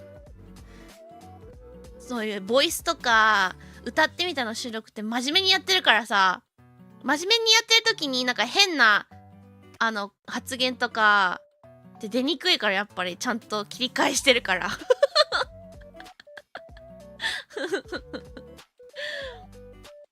ね、難しいんだよな。なんかなんだ、公式チャンネルのマイクラの撮影とかはさ、あれはさ、なんかちょっと遊んでる感じの撮影だから、あっちだったらたくさん面白い NG シーンはあると思うんだけど、のびは個人的に自分の歌ってみたとか、ボイスの台本、ボイスの収録の NG シーンは何もおもろくない。ただただ恥ずかしいだけ。もう顔が真っ赤になるぐらい恥ずかしいだけ。偽 NG シーン、なんかやらせ NG シーンってこと？でもね、なんか普通にね、今後やらせが前提の企画の配信はやりたいなって思ってるんだよね。何を実際やるか、やらせでやるかは分かんないけど、こうやらせでやってることをみんな分かった上で、こう合わせて遊ぶ配信はやりたいなって思ってるんだよね。だからちょっとまたね、落ち着いたら企画したいです。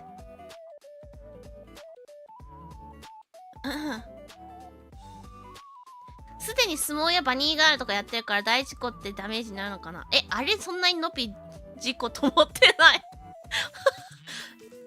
人の価値観って面白いね。のぴは1ミリも別に事故だと思ってないよ、あれは。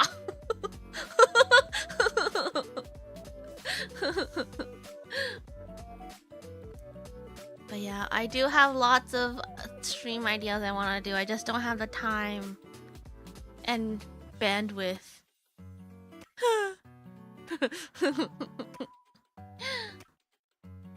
でもまあ来週はだからちょっと割とそのマイクラの配信と同時視聴の配信以外はそんなにないんだけども、あれ言ったっけ？来週ショート動画の裏側の動画は1本出すって言ったよね。I didn't mention that I want to post that behind the shorts video next week, right? I did mention that. So that will go up too. 来週はそれも1本あります。まあでも大体それ2、3分とかで終わっちゃうから一瞬で見れると思うのであれなんですが。再来週がそれこそ、狂気山脈の配信がありますね。狙って起こしたものは事故ではないですかね。そう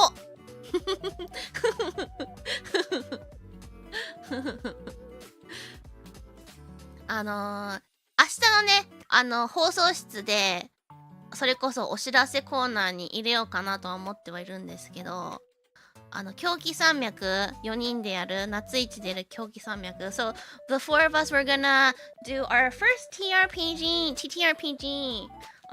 It'll all be in Japanese, but we're gonna do, I don't know what it's called in English. It's like the snowy mountain climbing one, but we're gonna do it at 80san's channel, so that'll be exciting. It's gonna be so weird to do a Japanese scenario with them after doing all those English ones. 狂気山脈の TRPG のセッションは、いつものぴがお世話になってるエイリさんのチャンネルでやります。知らない方はね、エイリさん普段は日本語で活動されてる TTRPG スラッシュダンジョンズ&ドラゴン VTuber さんなので、いつもねお世話になってるエリさんのところでやります。ちょっとね時間帯がねやっぱちょっとのぴの時差があるので、平日の昼間からっていうことになってはいるんですが、ちゃんとアーカイブ残りますので、アーカイブリアタイできない方はアーカイブでぜひ楽しんでください。でリアタイできる方はね、エイリさんのいつもの TRPG の配信見に来てくれてる人は知ってると思うんだけど、エイリさんの TRPG の配信のすごいいいところは、もちろん、エイリさんはとってもね、ゲームマスターとしてとっても優秀な方なんですけど、その上に使ってる機能みたいなのが、視聴者もなんかちょっと参加できる感じのもので、コメント欄で、プレイヤーたちに運を与えられるのね。だからその運を使ってちょっと自分の回が来た時にその運を使って運命を変えるということですね。だからそういうねちょっと面白い機能もあるので、ぜひねリアタイできる方はリアタイしてくれると嬉しいです。I'm slowly becoming a TRPG pro. Nah, but I just wanted to like kind of give back to 80-san because he's been doing so much for us. And I thought that like asking him to GM for us would bring in more new Japanese viewers because he usually focuses on Japanese. Oh yeah. こんなび welcome. そう、この今びっくりマーク lock のぴってやってくれたんだけど、多分日本語だったらちゃんと日本語バージョンに変えてくれると思うんだけど、これをプレイヤー名でやると、そのプレイヤーに多分ね1分のクールタイムはあるんだけど、確か1分おきに自分の好きなプレイヤーに運を与えられるんだよね。あとね、シナリオにはよるけども、たまにねコメント欄のみんなが画面上にこう出る機能とかも作ったりしてて、すごいね楽しいので、 TRPG 初めてだよっていう方もね、そういうのがあるとちょっとね見やすくなると思うので、ぜひ楽しみにしててください。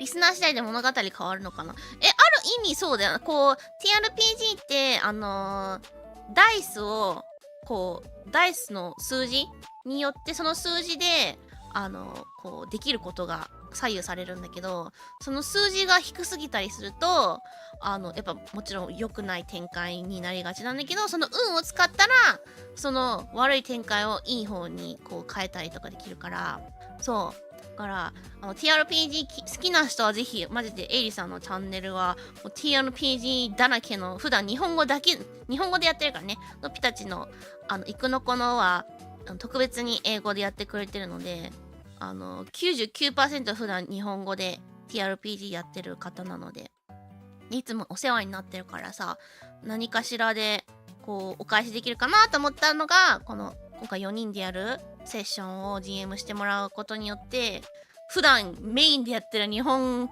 語の視聴者が新しくねテラメタルリスナーからこうねエリさんのこと気になって見てくれる人が増えたらいいなっていう気持ちがあって、ちょっとエリさんに今回 GM お願いしました。なのでぜひぜひ皆さん見てくださいね。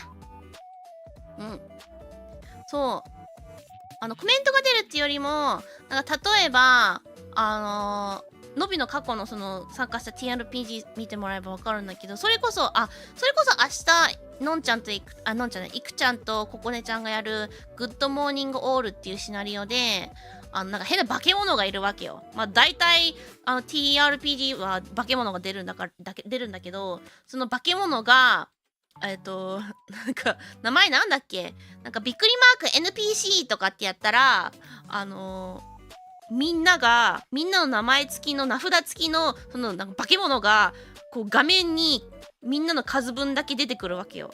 でそしてみんながなんかびっくりマーク NPC で鍵カッコ付きでなんかこうセリフを言うと、自分の化け物のところにこう化け物が喋ってるようになったりとかするんだよね。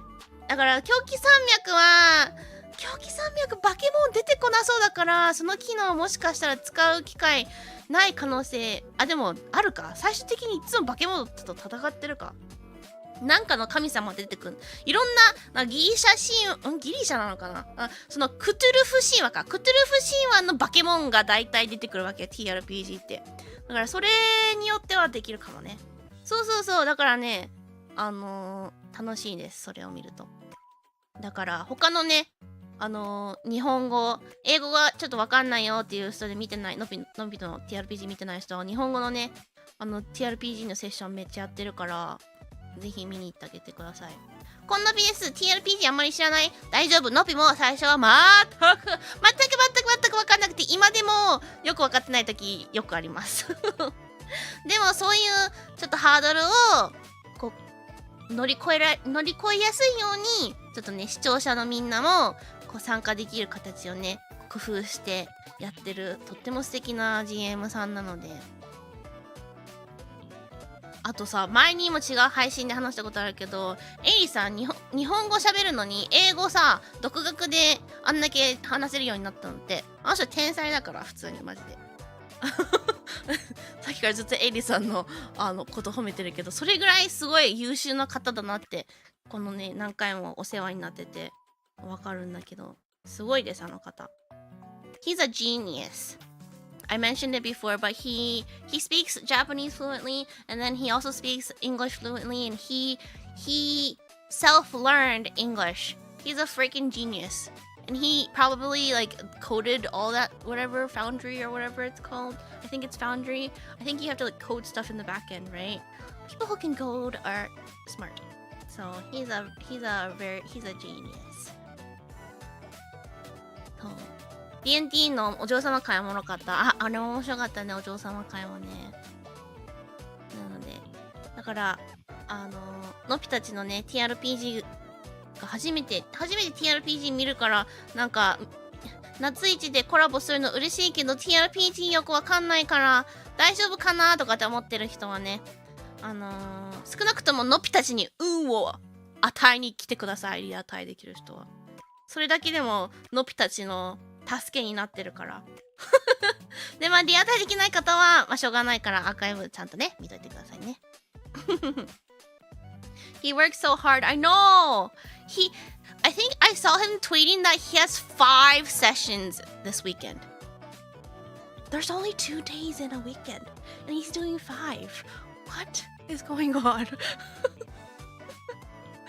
エリさん、本当に TRPG とかダンジョン&ドラゴン大好きなんだなって本当に思う。今週なんか今週だったか先週だったか忘れちゃったけど、なんか今週末5回タク回しますとか言って、5？で、大体1セッション3時間ぐらいあるんだよ。それを5回。で、週末って2日しかないんだよ。で、5回やるんだよ。で、5回毎回3時間ってことか、5、3、15時間だよ。みたいな。Oh my god! What the? いつ休んでるんですか？それ、準備もさ、大変なんだよ、あれ。マジで。絶対大変だろうなって、毎回 GM してくれてながら聞いてるんだけど、それ準備時間も含めたらね、すごい本当に大好きじゃないとやっぱねあれだけできないよね。これすごいなって毎回すごく感心しております。週末だけで15時間だよ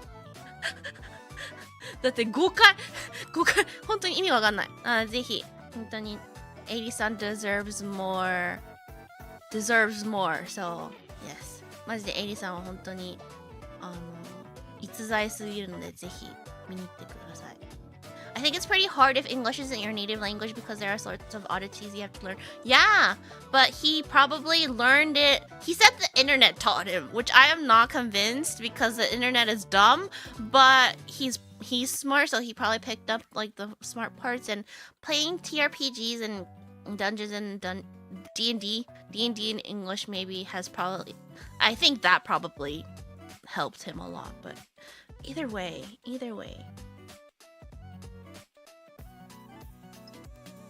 本当に尊敬いたします。だからね、でも狂気山脈はちょっと申し訳ないです。本当ノピのノピの出張、これもまた出張のせいでこの狂気山脈がスケジュールがねこう再調整しなきゃダメだったの。本当狂気山脈1週間に2回セッションに分けるから2日に分けるんだけど1週間にその2回できるはずだったんだけどノピの出張のせいで再来週と再来来週で1週間越しで分かれてしまうことになっちゃいました。申し訳ございませんまあでもいい風に捉えるとリアタイできなかった人がね丸々1週間もかけて終えるっていうことだからそういう風にポジティブに考えましょう。でもちょっとごめんねYeah, so the 2 sessions were supposed to be in 1 week, but because of my stupid business trip, we had to reschedule, and now they're like 1 week apart. But gives you guys more time to catch up on the VOD, right? If you can't watch it live. のび先生が分裂すればなんとか。本当だよな。本当だよね。その間にアーカイブぜひ週末にねゆっくり時間かけてみてください。やっぱ3時間って結構長いから。それもやっぱ TRPG 見慣れてない人にとってはねちょっとね集中力が切れがちかもしれないから。そう、ポジティブシンキングって大事だから。そう。のぴもね、ほんと最初、今だから言うけど、今だからぶっちゃけるけど、ここねちゃん見てないといいけどな。ここねちゃんいないよね。オッケー。今だから言うけど、初めて誘われた時、ここねちゃんに、いや、誘われたのは、エイリさんから声かけてもらったんだけど、エイリさんからは、ここねちゃんが、紹介してくれたんだけど、参加しませんかって言ってくれて、で、他のメンバーは、のんちゃんといくちゃんです。で、4人でやりたいんですって話聞いたときに、最初は、TRPG って何わかんないやりたくないやりたくないだったんだよ、最初。わかんないからやりたくないだったの。のっぴって大体わかんないことやりたくない人だから。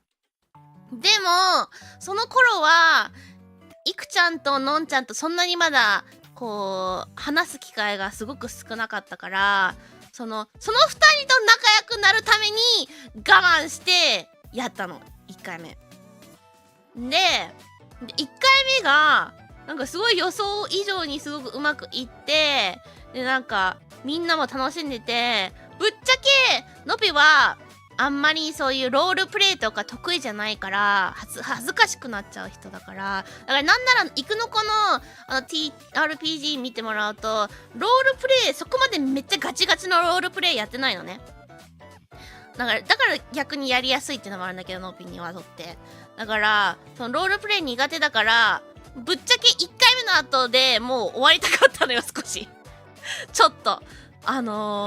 まだこう苦手意識もあるし、一回やったけど、何のこっちゃわけ分かってなかったから、ちょっと、やりたくない気持ちの方が少し勝っちゃってたのよ。でも、みんなともっと仲良くなりたかったっていう気持ちがあって、何回も続けてて、今、やっと、前々回ぐらいのところからもう、苦にはなく、全く苦ではない。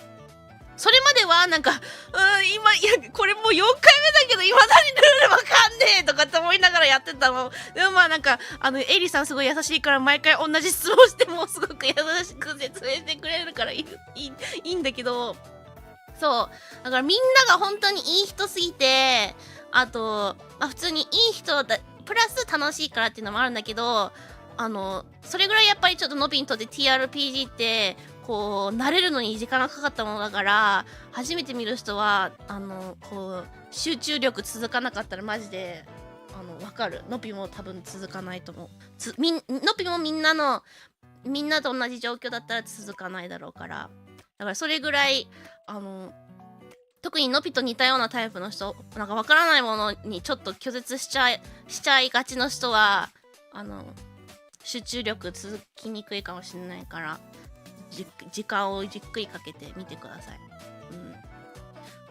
そう、本当にこんなに続くと思わなかった。習うより慣れろちでそう。のびは本当にでもそっち派なんだよね。でも、続けてよかったって思った。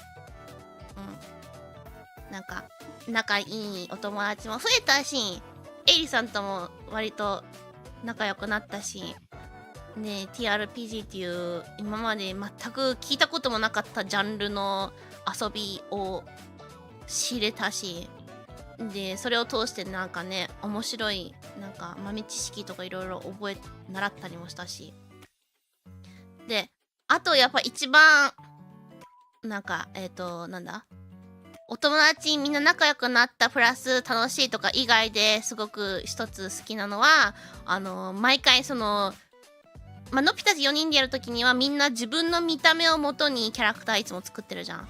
だからなんかいろんな世界線でのぴが考えられるし、実際にこうイラストで見れたりするから、それがすごい楽しくて、でみんなも全部英語だから、みんな追えない人の方が多いと思うんだけど、追ってくれてる人はそういう同じなんかこう毎回キャラクターの見た目とか楽しみにしてくれてる人もいると思うから、それも嬉しくて楽しくやってます。Yeah, but basically, I didn't want to do TTRPGs in the beginning because I didn't know what it was, and I didn't want to like. I didn't want to do it because I didn't know what it was. But I'm very glad I continued.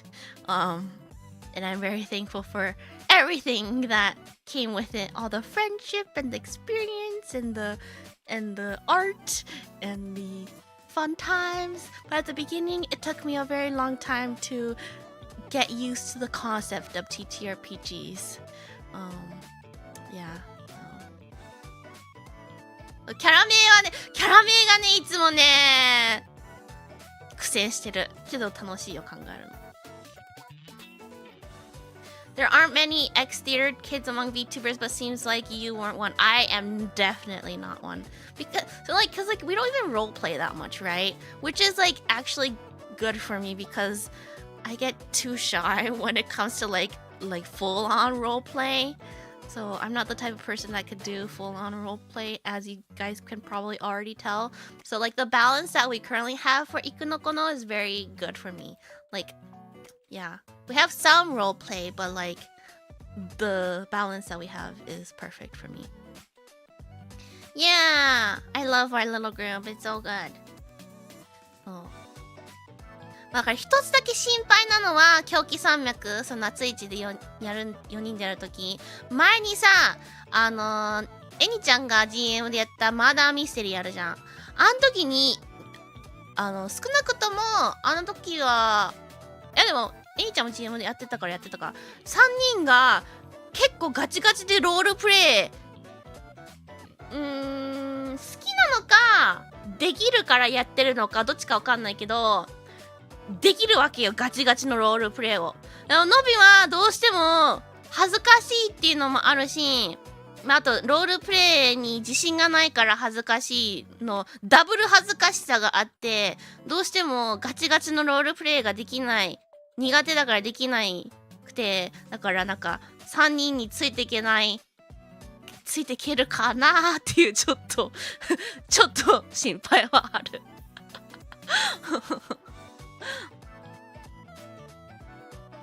キャラ名ね。そう、今回の狂気山脈もキャラ名決めないと。そういえばキャラ名だけ決めてないわ。やばい、キャラ名むずい、考えないと。チースめっちゃゆっくりざっくり追ってますから楽しんでます。ありがとうございます。そう、いつもね、すごい楽しんでもらってるのを見てとっても励みになってます。一緒に楽しんでくれてて嬉しいです。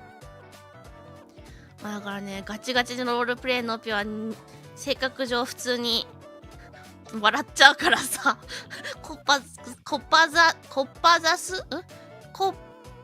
恥ずかしくてなんていうの、日本語わかんないくなっちゃって、いや難しいんだよね。配信からマダミスにハマってしまいました。ありがとうございます。あ、そうなんだ。でもね、それこそね、マダミスとちょっと似てると思う。ただ TRPG の方がダイスをこうやってダイスでいろいろ左右されるよね。こっぱずかしいそう、ありがとう。こっぱずかしい。 Hello, welcome マダミス好きなら TRPG めっちゃハマりそうだけど、違うのかな、やっぱりどうなんだろう。なんかノピにとってはマダミスと TRPG はなんか大きくくくったら同じジャンルっていう風に見てる。まあまだ完全になんだ、初心者兼素人だからそういう風に見えてんのかもしれないけど別の人物に自分の解釈乗せるの難しいよ。そうで、あと3人はさ、ちゃんとなんか声優みたいなこう演技がうまいから、演技できるしうまいからいいんだけど、ノビは経験がほとんどないから難しいんだよね。だからボイス収録だって毎回いっぱいいっぱいでやってるんだよ、ぜひ。本当はもう自分で撮ったボイスなんて聞き直したくないから、毎回もうはーってななる。もう、で、なんかたまに、歌ってみたの、それこそ、歌ってみたの収録だって、ミックスされた後の、届いた後、すぐ聞けないもん。もう、はーってなっちゃう。はー I can't listen to myself! Oh my god, it's so cringe! ってなっちゃって、歌ってみたのミックスが上がってきても、じゃ数時間、運営さんからの連絡見て、どうしよう Oh my god! って思いながら、ちょっと確認するのに時間がかかる。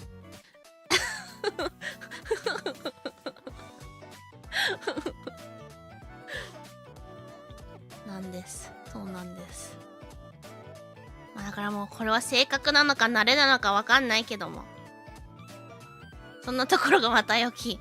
そう思ってくれたら嬉しいんですが。こんな B 最近朝活聞き直したらリスニングテストの点数上がってたありがとうすごい嬉しいわそういう報告超嬉しいよよかった頑張ってるね偉すぎるわあ嬉しいすごい偉すぎるのぴが少しでもヘルプになって嬉しいよこれからも一緒に頑張りましょう。過去ののぴと一緒に頑張りましょう。過去ののぴと頑張ろう。嬉しい。Someone just wrote in chat saying that they were re-listening to my Nopi Storytime streams and their English listening test grade was going up. I'm so happy to hear. I'm so happy. Good job. Well deserved. You did it. That's you. That's your inner powers. That's your real ability. You just have to keep practicing and trying and you can do it. さすのぴ英語力向上に役立つ配信だやったー嬉しい超嬉しいよやっぱりそういうの聞くとね今まではなんかこう聞けるようになったとかっていう報告が多かったけどなんか実際に点数は上がったとかっていう報告初めてかもしれないねそういう目に見えて変わった目に見える努力が目に見える風な結果になると超嬉しいよねすごいこれからもぜひ続けて頑張ってくださいいやー継続は力なり本当だよねすごいよ偉すぎるのぴできないいや偉い本当に偉いのぴはちょっと今からやるのはちょっとかなり重い腰をすんごいもう0.01 倍速でやらなきゃダメなぐらい0.01 倍速になっちゃうぐらいゆっくり重い腰を上げないと上がらないんですがだからすごい尊敬いたします偉いいやーちょっとねまた落ち着いたらねそういうそれこそその前話してた英語で日本のものを紹介して日本のリスナーにも英語圏のリスナーにも見やすいコンテンツ企画を始めたいって話してたんだけどもう大変なもう7月からそれ以降のぴ何もできない7月以降のぴは何もできなくなってしまうI still want to do that stream where I talk about Japanese stuff in English so that both JP and EM viewers can like enjoy and keep up. I still want to do that, but I just can't do anything after July because July and after for the rest of the year I am always busy or I don't want to be busy, just stuff happens every single time. We just get into the holiday season and the holiday season is just chaos. 朝活聞いてたタミとのぴ先生の努力の賜物ですわ。本当だよ。嬉しいね。逆に足プルプルしそう。確かに。I love that kind of streams. Hopefully one day. Yeah, I want to do it for myself too, you know, because when I go to Japan, then I'd be like prepared to like know what to do or like what to get or what to, yeah, where to go and stuff. So, like, I want to do it for myself too, but like, I just can't find the time to do it. At least this month, I cannot do anything. Thanks for all the sweetness and positivity. Your hard work really shows. God bless you. Jesus love you. Oh, thank you. Thank you, thank you. ありがとうございます。But yeah, やりたいんだよ。みんなに、なんか毎回トピック決めて、例えば今回は、じゃあ、本場の日本人って言い方おかしい。本場の日本人っておかしい？リアルな、日本人のリアルの声を調査。なんかそこら辺の雑誌とかテレビとか特集に上げられてるやつじゃなくて、日本に住んでないかわからないおすすめお土産紹介とかで、みんなにアンケートっていうかなんか Google フォームとか作って、でみんなにいろいろ入れてもらって、でそれをまとめた配信を英語でするの。そういう感じ、そういうのこととかやりたいとか、なんか都道府県別にして、この県今日はこの県の魅力を話します。みんなのぴのリスナーさんからいろいろリアルな声の情報をいただいて、それをもとにみんなに話しますよみたいなね。ちょっと説明が下手すぎる。本場の日本人。いやでも本場の日本人って言うよな。ただ日本語で本場の日本人っていうのがおかしいだけで、英語で本場の日本人だったら全然言うよね。だって本場のアメリカ人とか本場のイギリス人とかって言うんだから。調べ物と文章チャットくん出力も真意確認いりそうですね。そうね。でもちゃんとそれはチャットじゃなくて Google フォームでやるわ。Google フォームでやる。で一応軽く配信の準備してる時にちゃんと合ってるか。まあでもみんながそんなね嘘書くわけないだろうからいいと思うけど、大丈夫だと思うんだけど。本場の日本人です。何でも聞いてください。本場の日本人さん。本場の日本人さん。今聞きたいことなんかあるかな、日本人さんに。もう完全にもう8月9月とかの話関係なくなるけど、のぴの活動には関係なくなるけど、のぴのプライベートね、ここ数ヶ月のぴがハマってるもの。この前、もちちゃんとのレポコラボとか、忘れてた、それこそ、いくちゃんのチャンネルでさ、英語禁止配信やったね。あれも楽しかったわ。あれはね、もう全部日本語なので、いくちゃんのチャンネルでやったんですが、全部日本語なので、ぜひね、英語禁止ゲームで、みんなバイリンガル、日本語と英語のバイリンガル VTuber4 人で集まって、英語禁止ゲームして、もうのびもう絶対負けたくないから、もうガチでやったからね。I was so serious in that no English collab on Iku's channel. I forgot about that, but that was fun too. But I was so serious. I did not want to lose. あれもね、あれは全部日本語なので、ぜひアーカイブ見てない方は見てほしいです。でもあの時にも配信でも言ったんだけど、ここ最近ね、SPZ さんごきげんようの表情さん、ごきげんよう Welcome, thank you for coming. I was just talking about that stream on Iku's channel, the no English stream that we did. That was fun. ガチだったからマジで。で、配信でも言ったんだけど、ここ最近のハマってる YouTuber さんは、はじめ社長の畑の方なんですね。はじめ社長も好きだけども、はじめ社長をちょっと見て、はじめ社長の畑にはまり始めたんだよね。だから、もうはじめ社長の畑って、もう何年もやってるチャンネルだからさ、動画がもう、大量にあるわけよ。だから、もう、一生見れるわけ。で、最近はさ、長時間動画がちょっとトレンドじゃん。でも、ナピはやっぱりまだちょっと短い動画の方が見やすくて、短いって言っても20分とかだいたい15分20分とかで、はじめ社長の畑はそういう系の動画ばっかりで、検証系の動画なんかそれこそなんかちょっとYouTuber が流行りだした頃のトレンド、あの頃って多分こういろんなさちょっとしょうもない検証とか、なんか一般人でもやれるけど一般人は絶対やらないような検証企画とかやってる動画が多いんだけど、それでそういうのが好きで見始めて、まあ今は普通にメンバーがもう好きでいろんなジャンルの動画を見てるんだけど、なんだっけ。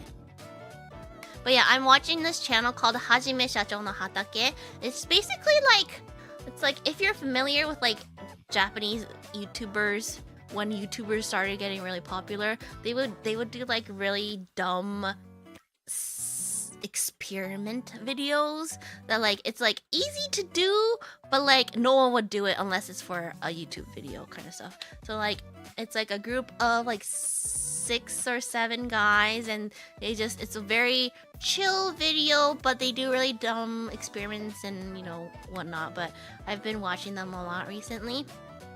で、はじめ社長の畑を見てる方はわかると思うんだけど、もうなんか10本に1回ぐらいは絶対にキング牛丼っていう単語かキング牛丼の実物が出てくるわけよ、絶対に。だからもうはじめ社長の畑見てたらキング牛丼っていう存在をね絶対に知るわけですよ。でのびははじめ社長の畑見るまでキング牛丼っていうものを知らなかったので、とりあえず牛丼めっちゃ食べるわけよ、あのチャンネル。だからまず今のぴは日本に行ったら一番やりたいことは牛丼を食べることなんだけど、でもそれを見ててキング牛丼ってまず今もあるのか、そして YouTuber 以外の人って頼んだりするのかっていうのがすごく気になってるんです。だから本場の日本人の皆さん教えてください。どうなんですかIs it like the sushi ramen channel? Yes, but more lower budget. Way lower budget. Like, what's like one that they recently did? One that they recently did was like, they got like a fish bowl, like a fish tank, and they just filled it up with melon soda and then ice cream, and they're like, we made a huge melon soda, but it's like a size of a fish tank, so it's like it's big for a normal person, but it's not like super expensive big like sushi ramen because he spends a ton of money. Mr. Beast but better. Mr. Beast but way cheap, lower budget and more chill. And less scripted like. I'm not saying Mr. Beast is scripted, but he sounds scripted. So they're more candid. 食べたことある人いるじゃん。すごい。何すごい。一度だけ食べた。なんで？すごい。本場の日本人です。私も今初めて知りました。そうなの？キング裏メニューの一つ。裏メニューなんだ。キング牛丼結構食べますよ。食べきれるの？すごくない？すいません、わかりません。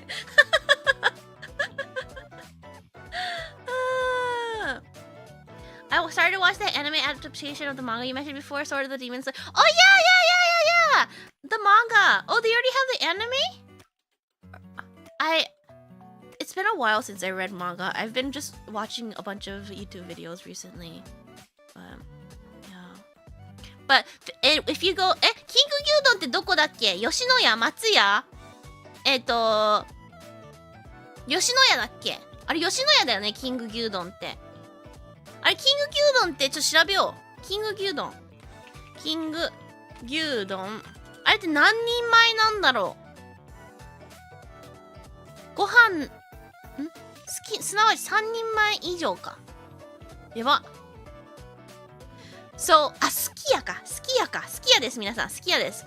So, you know, in Japan, there's a bunch of beef bowl chain restaurants like Sukiya, Yoshinoya, Matsuya. その3つ？他ある？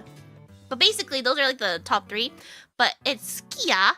They have a thing called King Gyudon, and it's like a massive one. It's supposed to be worth 3 regular gyudons. And the Hajime Shacho channel that I Hatake channel that I watch, they either eat that, like one per person, they eat that, or they at least mention the word at least like every 10 videos. And like, I'm just very curious on like what people like, like regular Japanese people do with that.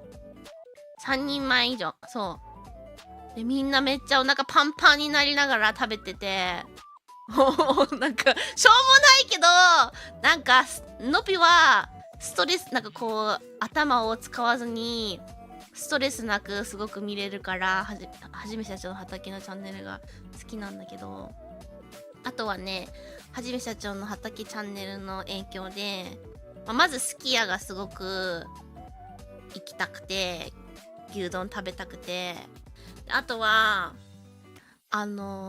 静岡でいろいろやってるじゃん。だからなんか、あ、静岡、みたいな。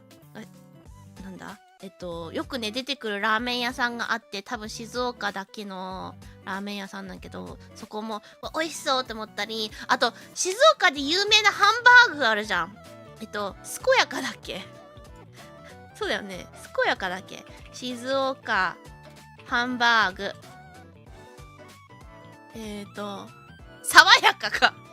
健やかじゃない。爽やか爽やかっていうハンバーグ屋さんあるじゃん。あ、健やか。爽やかなハンバーグも食べてみたいなーって。あれも静岡県だけじゃん。でもね、爽やかは実はのぴは、ホロライブさんのあずきさんがね、ロケで爽やかを食べに行くっていうロケ動画を撮ってて、そこで初めて知ったんだけど、で、その後数ヶ月後に畑チャンネルよく見始めたから見たんだけど、めっちゃ美味しそうって思って。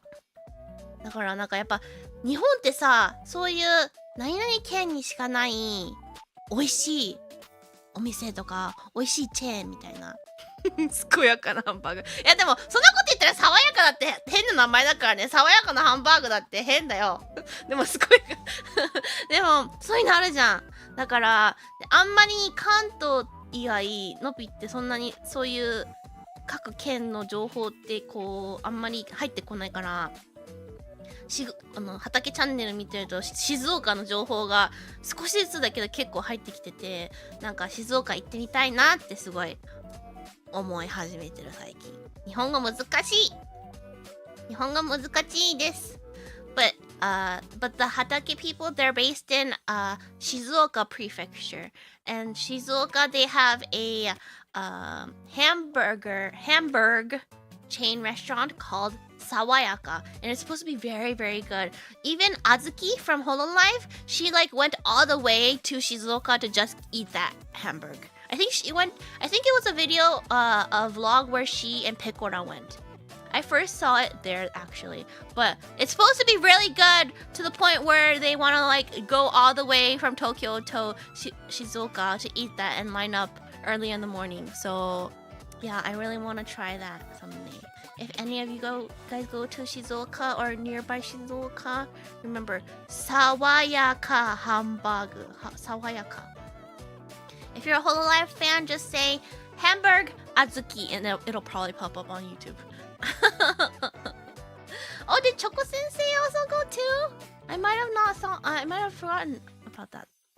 No, I don't have any plans. 静岡ってまずどこ？待って、静岡県どこ？静岡県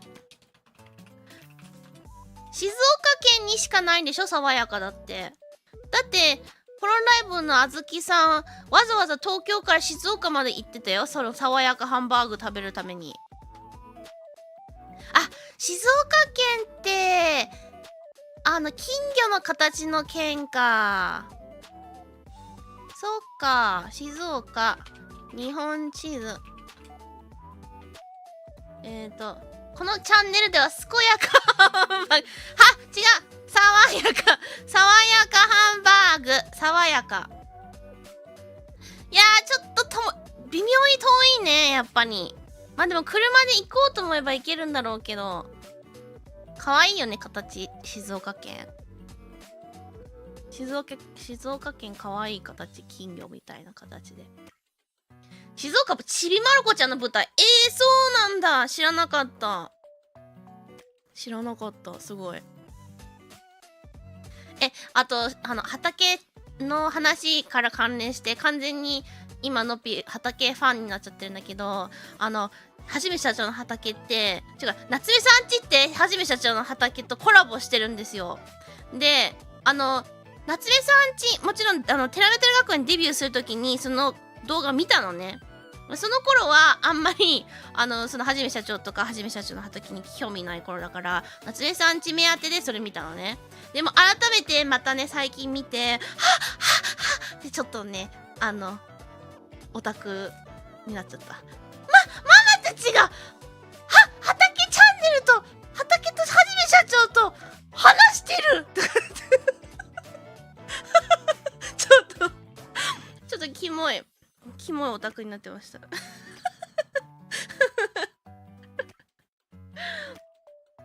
そう。And yeah, Natsume Sanchi, my mamas, they collabed with them a long time ago. So I watched that video before I knew Hatake, but I rewatched it again recently and I was like, oh my god, my mamas are collabing with them. And I was like fangirling a little bit. Yeah, you should add it to your must visit list. Yeah, I've heard it's very good, very popular. 謎のそう夏目さんちのママだとそういう謎の逆現象が起きるんです。そうでさやさんがねすごい可愛いねイラスト描いててね、わーすごいみたいな、すごい特徴つかんでて可愛いって。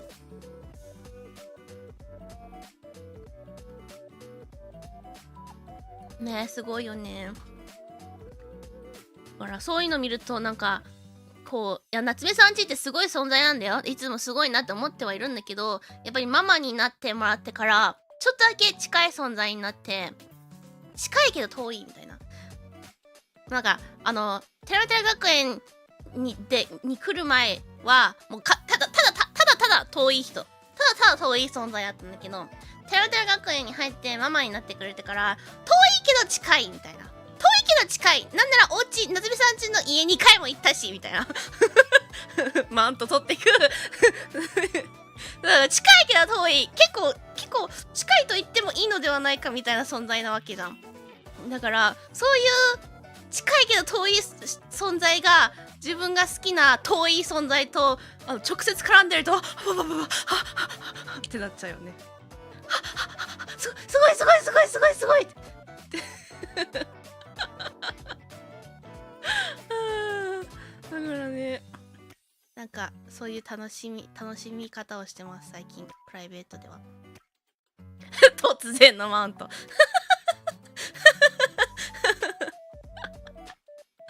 そう。あとはね、また話全然変わるんですが、はじめ社長の畑以外にハマってるというか結構見たっていうのだったら Wednesday. Other stuff that I've been watching is Wednesday on Netflix. I feel like a lot of people are actually watching Wednesday. But I watched season 1 back when it came out because my cousin actually really likes Wednesday. I think that's why I watched it. And then I was like, oh, okay, this is a pretty good show. And then season 2, the posters and stuff came out, and I was like, oh, season 2 is coming out. I guess I'll watch it. You know, it's good to have like topics to be able to talk about with my little cousin. You know, and I watched it like the day it came out. And then I watched part 2 the day it came out, so I've already finished watching it. Wednesday 意外とみんな見てて、日本の人も見てるって思って。みんなも見てる？もちちゃんも見てるし、うなもののぴょこんでコラボしてるときにうのちゃんとななちゃんも見てるって言ってた。ぴょこちゃんだけ知らんって言ってたけど、結構ウェンズデー見てる人多い。ウェンズデーね、やっぱ子供の視聴者もやっぱターゲットとして作ってるから、怖いものが苦手な人は見れるし、んで大人でもまあ割となんかまあ、すごい冷めた感じの言い方になると、やっぱ子供も対象にしてる番組だから、ちょっとなんかこう、なんか、こういう展開ねとか、こんな感じねみたいな。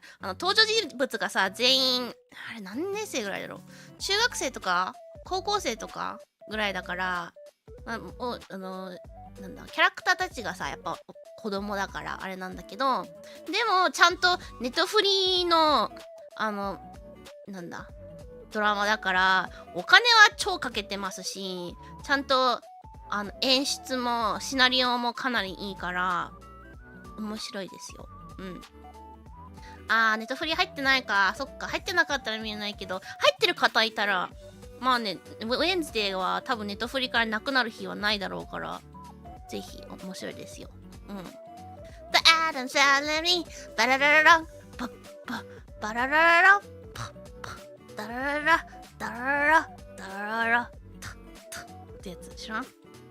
タタタタタタタタタタタタタダララララダッタダラララタッタダラララダラララダラララってやるつ。のぴが学生の頃吹奏楽でハロウィンの時期にやったバンドで。We played that when I was in band during like the Halloween season, I think. アダムズファミリー。そう、アダムズファミリーだから。そうだよ、アダムズファミリーのウェンズデーだよ。アダムズファミリーの長女がウェンズデーで、今回のそのネットフリのウェンズデーもアダムズファミリーが登場人物で、そのアダムズファミリーのウェンズデーが主役なんだよ。のび先生リズム感適当に歌ったんだけど。まあそうなんです。のぴんは吹奏楽に入ってたから、まあ最低限のリズム感はありますよ。そう、ダララララ、ダラ、違う、ダララララ、ダラララ、ダラララ、ダラララ、ダラララ、って感じで、歌詞覚え忘れたけど、wait, what is the lyrics to it? The Addams Family song. Adams, A-D-D-A-M-S だから。S がついたから、Adams。英語の発音だったらずでもあるよね。Addams Family Song。これかな？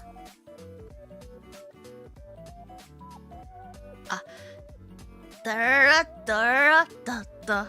They're creepy and they're cookie, mysterious and spooky. They're all together ooky, the Addams Family. Da da da da da da da da. Their house is a museum. When people come to see them, they really are a scream. The Addams Family. Da da da da da da da da da. So get a witch's shawl on, a broomstick you can crawl on. We're gonna pay a call on the Addams Family. Da da da da da da da da da.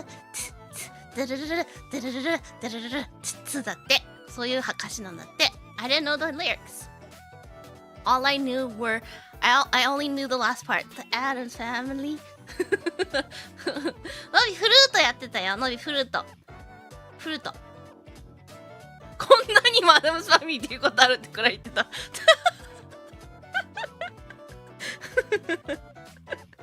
そう。だからアダムスファミリー好きな方はウェンズデー好きだと思うよ。そのちゃんと主人公のウェンズデーとお母さんとお父さんと全員家族出てくるから。歌枠でやってほしいです。ハロウィン歌枠とか。スプーキー歌枠いいかもね。確かに10月の時期にのぴって歌枠したことないんじゃない？ちょっとなんかハロウィンチックの歌枠してもいいかもね。日本語バージョンあんの？アダムズファミリーの曲。だからね、アダムズファミリー好きな人、ウェンズデー好きだと思うよ。もちちゃんはその理由でウェンズデー見始めたって言ってたもんね。そうでね、のぴのいとこがね、Wednesday の、この Wednesday ね、Netflix の Wednesday のジェナ・オルティーガっていう女の子、女優さんなんだけど、にね、似てるの、ちょっとだけ。それがきっかけで多分ね、のぴのいとこ見始めたのと思う。なんか似てるよから、のぴの母さんが似てるから見てみって言って見たらハマっちゃったんだよね。で、その年のハロウィンに Wednesday の仮装をしてた。Yeah, my cousin looks a little like Wednesday. Jenna Ortega's Wednesday. And that's why she watched it. Because my mom was like, you look like her, so you should watch it. And then she watched it and then she got really into it. And then she was Wednesday for Halloween that year. It was cute. かわいい。そう。Wednesday 見ました。あれね、シーズン3ありますね。見た人わかると思うけど。絶対シーズン3ある終わり方してる。They definitely will have season 3. Yeah. The only thing I don't like about Wednesday is how the Hyde looks. There's a monster called the Hyde, and everything in the show looks really good, but the Hyde is the only thing that looks so CG, and I don't like it. Wednesday 全体的に好きなんだけど、のぴが唯一好きじゃないのはバケモンがいるのね。バケモンがもちろんね、今のご時世だからさ、ご時世って言い方おかしいか、今の時代だからさ、たくさん CG を使ってるわけじゃん。でもそのバケモンだけの見た目がどうしても好きじゃない。怖いっていうのもあるんだけど、怖いだけじゃなくてちょっとなんかちょっと違和感がちょっとだけあるから、それだけが好きじゃない。ブサイクだし怖いし違和感があるから、そのトリプル3で好きじゃない。でもそれ以外はとってもクオリティが高くておすすめです。うん。そう。あとアダムズ・ファミリーが好きな人にとってはもしかしたら熱い情報かもしれないけど、シーズン2の今回のシーズン2のウェンズデーにはね、アダムズ・ファミリーってさ、番組何世代もあるわけじゃん。多分今が4世代目ぐらいだと思うんだけど、2世代目のウェンズデーの女優さんもう今はもうだいぶ大人になった方が、今回のウェンズデーの番組に何役だっけ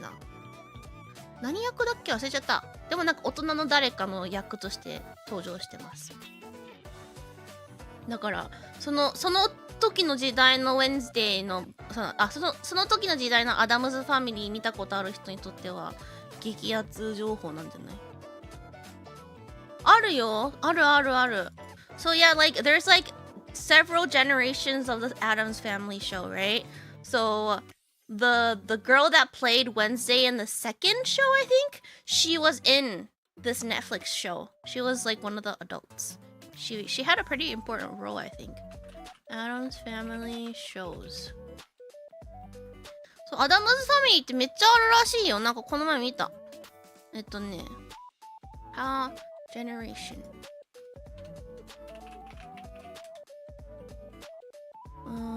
どこでやったら出てくるんだろう。これかな。Adaptations。あ、これじゃない？3つかな ?4 つかな。いや、でもね、じゃあ今ね、ネットフリにあるものを読むと、一番最初のアダムズファミリーは、シーズン1、1964年。1964年から65年、1年だけか。その年にやってるやつと、シーズン2が翌年の65年から66年まであって、で一応ハロウィンスペシャルもその翌年の77年にあった。で、そしたら、The New Addams Family っていうのがあって、それは1998年から1999年にやってるんだって。だから多分、でもね、まあだから子役だから4人入れ替えが何回かあったりしてもおかしくないから、多分シーズン2、その一番最初のやつのシーズン2か The New Addams Family のどっちかに出てた子だと思うんだよね。結構古いですね。ね、古いです。だからなんか今回の Wednesday ジェナーとその昔の Wednesday 役の方が並んでなんかハリウッドのさ、なんか芸能人がさ写真撮るレッドカーペットみたいなのあんじゃん。なんかそれで写真撮ってる写真見た。なんか流れてきて、で説明に書いてあった。へーって思って、すごい見てないから知らないけど、とかっつってあ、であとね、シーズン2の後半にレイディ・ガーガーが出てくる。レイディ・ガーガー。Lady Gaga, she was okay. She was pretty, but her acting was okay. Lady Gaga、ガガ様も出てますよ。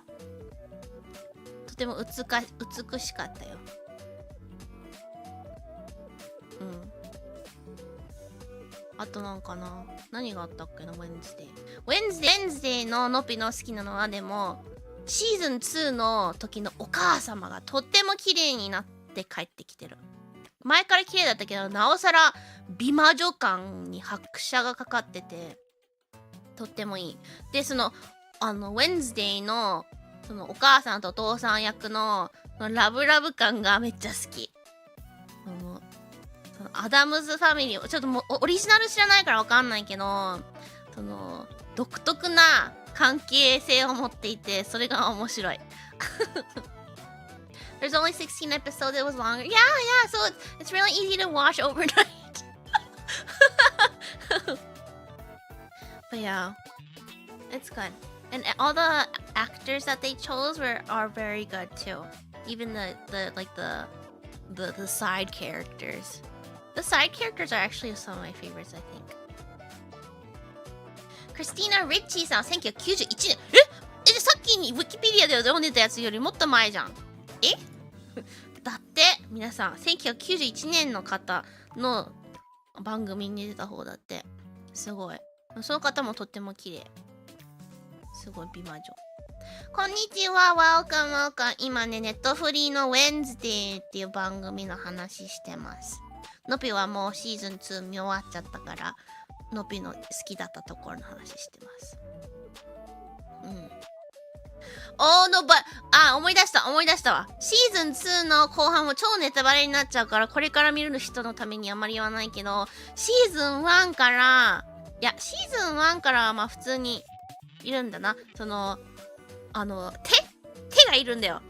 手首からちょん切られてる手がいるんだよ。アダムスファミリーの家族に。で、もうちょっとなんか召使いのようになっててね。でも本人は、ちゃんと自分のこう意思とか考えたりとかできるんだけど、なんか自分はどこから来たかがわからないみたいな設定になってるのね。で、誰の手かも知らないみたいな。で、今まではなんか全然それについてそんなに、こう、なんか、メンションされてなかったんだけど、シーズン2のパート2からいきなりというか、徐々になんかこう存在感がでかくなってきて、でなんかその謎が明かされるんだけど、おーってなったかもしれない。なるほどーって、あ、これはなるほどな、いいじゃんと思って、ちょっとね、最後は感動の感じの終わり方で、ノピはとっても好きでした。Hello, welcome. ハンド、そう。あ、日本語だとハンドって言われるの？英語だと thing だけど、thing. T-H-I-N-G, thing. TH が言いにくいからかな、カタカナだと。意味違いかもだけど、ノピ先生も美魔女。確かに、ノピも美魔女です。そう。But yeah, it's fun. Right now, Wendy's is doing a Wednesday collab right now. But like, it's not like you get any toys or prizes. It's just the food. Just the food is Wednesday themed. 今ね、こっちの Wednesday こっちの Wendy's では Wednesday コラボやってんだよ。あ、だからか。Wendy's と Wednesday ちょっと似てるからかな。でもね、今 Wendy's と Wednesday コラボしてて、なんかおもちゃがついてくるとかじゃないんだよ。おもちゃとかがついてくるんだったら、なんか買ってもいいかなと思ったんだけど、食べ物が Wednesday テーマになってるだけで、まあ、可愛いんだけど、可愛いというか世界観がなってていいんだけど、でもなんかちょっと暗いスプーキーなちょっとハロウィンチックな感じです、パッケージが。でなんかアイスクリームみたいなのがあって、それのソースが赤くて血のフロスティーとかって書いてあってちょっと食べたくないなと思っちゃうんだけど、 It's a blood frosty Raven's blood frosty. Ravens are psychic people in the show, but 名前的なコラボなんじゃないかな。 Wednesday Wendy's collab。なんかバーガー屋さんと Wednesday がコラボするなら Wendy's だよねって感じはするよね。美魔女って大人の魅力って感じが強いけど汗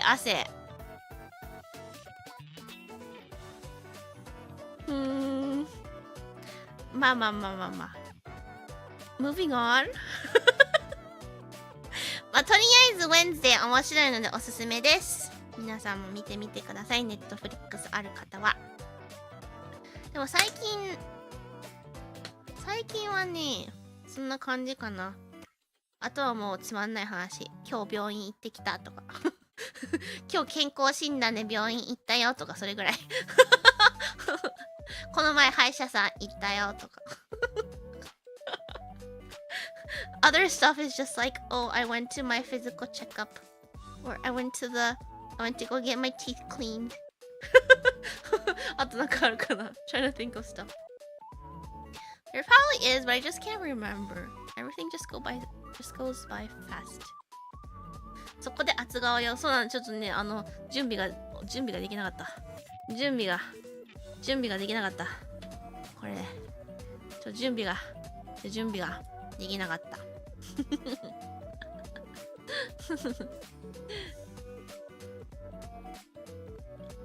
準備ができなかったから諦めた。ちょっとね、タイミングをミスってしまうとダメなんです。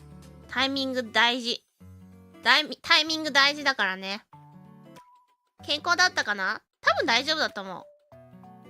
まだなんか血を抜く検査みたいなとこが来週やんなきゃだからあれなんだけど、でもとりあえず今日は大丈夫そうだった。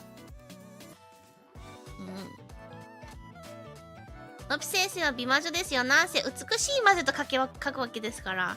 うまい。いろんなのピリアがいますね。おだてるのがうまいのピリアとのぴと似たように刺すのが刺すのかツッコミなのかわかんないけど、まあね、やっぱ本音なんだ、いくらのぴのこと好きだからってね、嘘ばっかりを言ってもらうのはあんまりのぴ的に好みではないから、やっぱバランスっていうのは大事ですからね。一日で終われないのはめんどいよね。なんかもうそんなさ、もう健康診断予約してるんだったらさ、採血もさこう予約一緒にやる予定組んどいてよって思っちゃうよね。サスノピもいいぞ。自然にサスノピがなんか単語化されてるけど。Hello, welcome. でね、そんな感じかな。まあだから9月はですね、来週はそんなに何も予定ないけど、再来週からちょっとだけ。再来週はその TRPG の 1回目と、猫ちゃんとのコラボも予定してるわ、土日に。で、その後の翌週は、狂気山脈のそのパート2と、あと、また別でね、幾のこので TRPG 三昧や TRPG 三昧。そしたら、出張です。出張で1週間半ぐらいいません。ということで。ちょっと9月はね、思ったほどあんまりやりたいことがちょっとできなくて、出張のせいで残念なんですが、まあちょっとしょうがないということで、稼いでくるぜ、お金を。10月はね、もちろん皆さんご存知の通り、のびのお誕生日が控えておりますので、ちょっとね、お誕生日の準備をしつつ、ちょっと配信も定期的にやっていきたいなと思っているので、楽しみにしててください。そう、エネルーペコラボやるよ。エネルーペコラボ久しぶりにやるぜ。でも何やるかは決めてません。何やったらいいかな？何やってほしい？ちょっとここで一回、みんなの意見聞くわ。エネルーペコラボでやってほしいこと、ゆるぼ。But yeah, basically next week is gonna be a pretty slow week, and then the week after that will be Natsuichi's TTRPG, and then I'll be having a collab with Nico-chan, and then we'll be having another Ikunoko no TTRPG, and then part 2 of Natsuichi TTRPG. So many TRPGs this month, and then I'm gonna go on my business trip. But yeah. And then October, as you know, my birthday is coming up in the later half of the month, so I'll be prepping for my birthday while I, do some streams here and there. ホラゲでみんな猫ちゃんに嫌われちゃうよ、そんな。ホラゲ何が2人でできるホラゲって何がある？でも2人でできるホラゲ何がある？例えばホラゲ何？例えば2時間以内で終わるホラゲだったら何？2時間で終わんなくてもいいけど、2時間でいい感じに切り上げられるホラゲで言ったら何？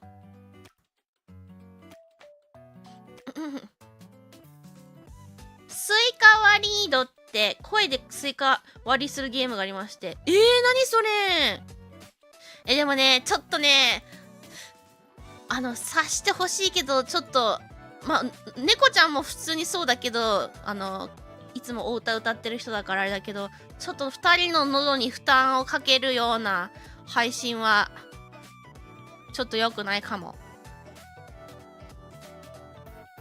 だから、ホラーぐらいずーっと叫びっぱなしはちょっとタイミング良くないかもな、のっぴは少なくとも。またバニーマンするとか、確かにバニーマンね、今やったらあの時よりもピングやばいかもしんない。だってみんな、もちちゃんとのさ、レポコラボの時にさ、ピング1000いったからピング1000だよ、やばすぎる。びっくりしちゃった。Siren! Oh my god, but that's so long too! 顔のフリーゲーム、お掃除するやつね。確かにあり。でもせっかくの久しぶりのエナループコラボだから、なんかまったり2人でさ、なんかおしゃべりしながらやろうかなと思ったら、全然おしゃべりとかする余裕ないようなコラボ案出してくんじゃん、みんな。エネルーペってそっちの需要の方が高いの？もしかして。最近流行ってる事故物件のやつ。なんかやってるね、みんなね。でもあれってさ、一人でやるやつじゃないの？マルチプレイじゃないの？違う星の僕ら。もちちゃんとデモ版やったやつね。あれフルでやるとどれぐらい時間かかるんだろう？あんまり長くないのがいいからな。世界で一番怖くないホラーゲームって嘘みたいだけど、本当に怖くないホラーゲーがありまして。嘘？本当に？新作青鬼。なんで全部ホラーゲームやねん。2人の悲鳴は需要があるので、ちょっとじゃあちょっと猫ちゃんに確認しつつ、なんかその週末とかに大事な収録とかがないか確認しつつ検討はします。はい、とても良い案をありがとうございました。猫ちゃんと2人でいろいろ協議を重ねた上で、2人のエネループコラボは何をするかは、ちゃんと念入りに、考えて、皆様にお知らせいたします。とても貴重なご意見ありがとうございました。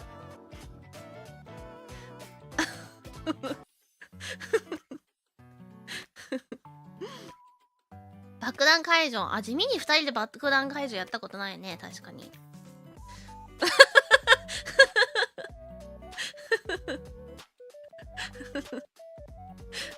政治家。ありがたがってないやつ。空気読めるじゃんか。さすがだな。キャッキャウフフの配信待ってます。じゃあまあちょっとね、検討させていただきます。はい。距離が、心の距離が。We'll think about what we'll do. I'll talk to her and see what we'll do.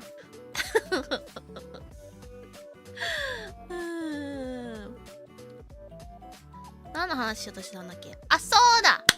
じゃあね、明日も配信2つ、なんなら実質2つ配信ありますので、今日の雑談をこの辺にしたいと思うのですが、ツイッターにも書いたように、めっちゃもうね、半年以上のラグがあって本当に申し訳ない。お待たせしてしまって申し訳ないんですが、やっとね、今年の1月から春の間にいただいたね、ファンレターのね、ちょっとね、届いたよとありがとうの、報告をしたいと思うので、ちょっとそれだけね、軽くさせてください。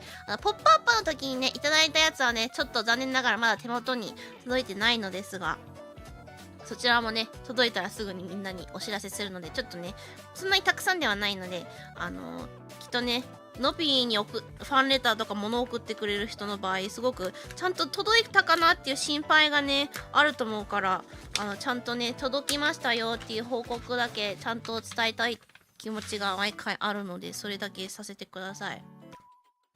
Yeah, so I'm just gonna say some thank yous about some of the fan letters that I received. These were sent in January, anytime between January and spring of this year. So I have made you guys wait a long time, and I feel like people who send me stuff are always unsure whether it has arrived safely to me because of my situation. So I just want to make sure I tell them that I have received and my thank yous for it too.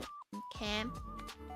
なので、今日のね、本編の配信はここら辺で終わりなので、まあね、来週だったり、まあ、ほぼ今月分の予定はすごい、軽くではあるので、あるんだけど、話したので、今日はこの辺に。確かね、日本語でだった気がするけど、一つだけね、英語でね、頑張って書いてくれた人いた気がするんだよな。英語で書いてくれた人いたと思ったんだけど、気のせいだったっけな。たまにね、頑張ってね、英語で書いてくれる人いるんだよ。今回違ったっけな。ちょっとね、手元に来てからちょっと時間は経ってはいるんだけど、なかなかスロー配信が取れなかったからさ。今回は英語での、英語でね、1文2文とか書いてくれてる人はいるんだけど、まるまる英語っていう手紙はなかったか。なかったですね。Alright, so for those of you who are going to peace out, I will see you guys. Hopefully, I see you guys tomorrow at my Twitch stream, okay? From tomorrow, from 2 p.m. Pacific, 5 p.m. Eastern, 6 a.m. Japan time. It'll be mostly in English, so hope you guys can stop by and come chill with me. It won't be too long because I do have that other stream with Mojimaro later, but yeah, we'll talk about stuff and maybe do some fun stuff. So yeah. ということで、ここでね、配信落ちるよって方は明日ツイッチの配信はあるんですが、まあ、日本だと朝6時からにはなっちゃうので、来れる方はそちらで会いましょう。もし来れない方はアーカイブは残ります。1週間ぐらい残りますけど、テラメタル、放送室が12時からもじまろくんのチャンネルにありますので、そちらでお会いしましょう。OK？ ということで、じゃあ、ありがとうね。じゃあちょっとここからは、お手紙のお礼させてください。じゃあ1枚ずつ読みますね。内容は読まないけど、お名前だけ言わせてもらいますね。じゃあ1つ目は、早起き頑張る。本当にありがとう。Then I'll see you there, okay? てみなちゃんからいただいたお手紙ですね。ありがとうございます。いろいろね、確かこれ、そう、1月に送ってくれてたんだけど、ちょっと間に合わなかった。12月、いや、なんか12月とかに送ってくれてたんだけど、1月に事務所に行ってもまだなんか届いてなかったから間に合わなかったんだよね。そう、ありがとうございます。嬉しいです。とても素敵なお手紙ありがとう。でね、ちっちゃいね、プレゼントも一緒に入れてくれたので、使わせてもらいます。ありがとう、ワンちゃんのね、ノートみたいなプレゼント入れてくれました。ありがとう、Thank you, Thank you! ありがとう、てみなちゃん。で、次が、たぬきのしっぽさんですね。ありがとうございます。いつもね、素敵なお手紙ありがとう。このお手紙のね、紙めっちゃおしゃれ。かわいい。最後ね、頑張って英語でもね、ちょっと書いてくれて嬉しいです。ありがとうございます。Thank you, thank you. 嬉しい。ありがとう、本当に。いつも配信もね、遊びに来てくれてて嬉しいです。ありがとうございます。Thank you. 次が、これかな？次が、アウトさんですね。ありがとうございます。アウトさんもね、いつもね、たくさんお手紙送ってくれて嬉しい。ありがとうございます。これね、ちょっとやっぱラグがあるから、内容がね、懐かしいなって感じでね、とても、ほかほかな気持ちになりますね。ありがとうございます。ありがとう。ありがとうございます、アウトさん。で、最後がね、誰の名前？カプさんありがとうございます。とっても可愛いね、黄色いチューリップのね、オレンジ黄色かな？黄色かな？黄色だと思うんだけど、黄色のね、チューリップがね、いっぱいプリントされてるね、お手紙の封筒とかやってね。あとね、結構みんなね、おしゃれなね、便箋とかに書いてくれるんだよね。カップさんも可愛いパンダシールとかもいっぱい貼っつけてくれて、のぴのこと考えてくれて、いろいろ選んでくれたんだなって思うととっても嬉しいです。ありがとうございます。ちっちゃいね、イラストものぴの似顔絵も描いてくれて、いつもイラストありがとうございます。Thank you! 感謝です。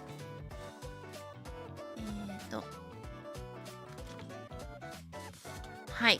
とりあえず今回は以上です。一応ね、この前のね、ポップアップのやつも、いただいたもののお写真はね、見せてもらったの。でもやっぱりちょっとね、量がどうしても多かったから、すごいありがたいことに、本当にありがたいです。量が多くて、ちょっと全部、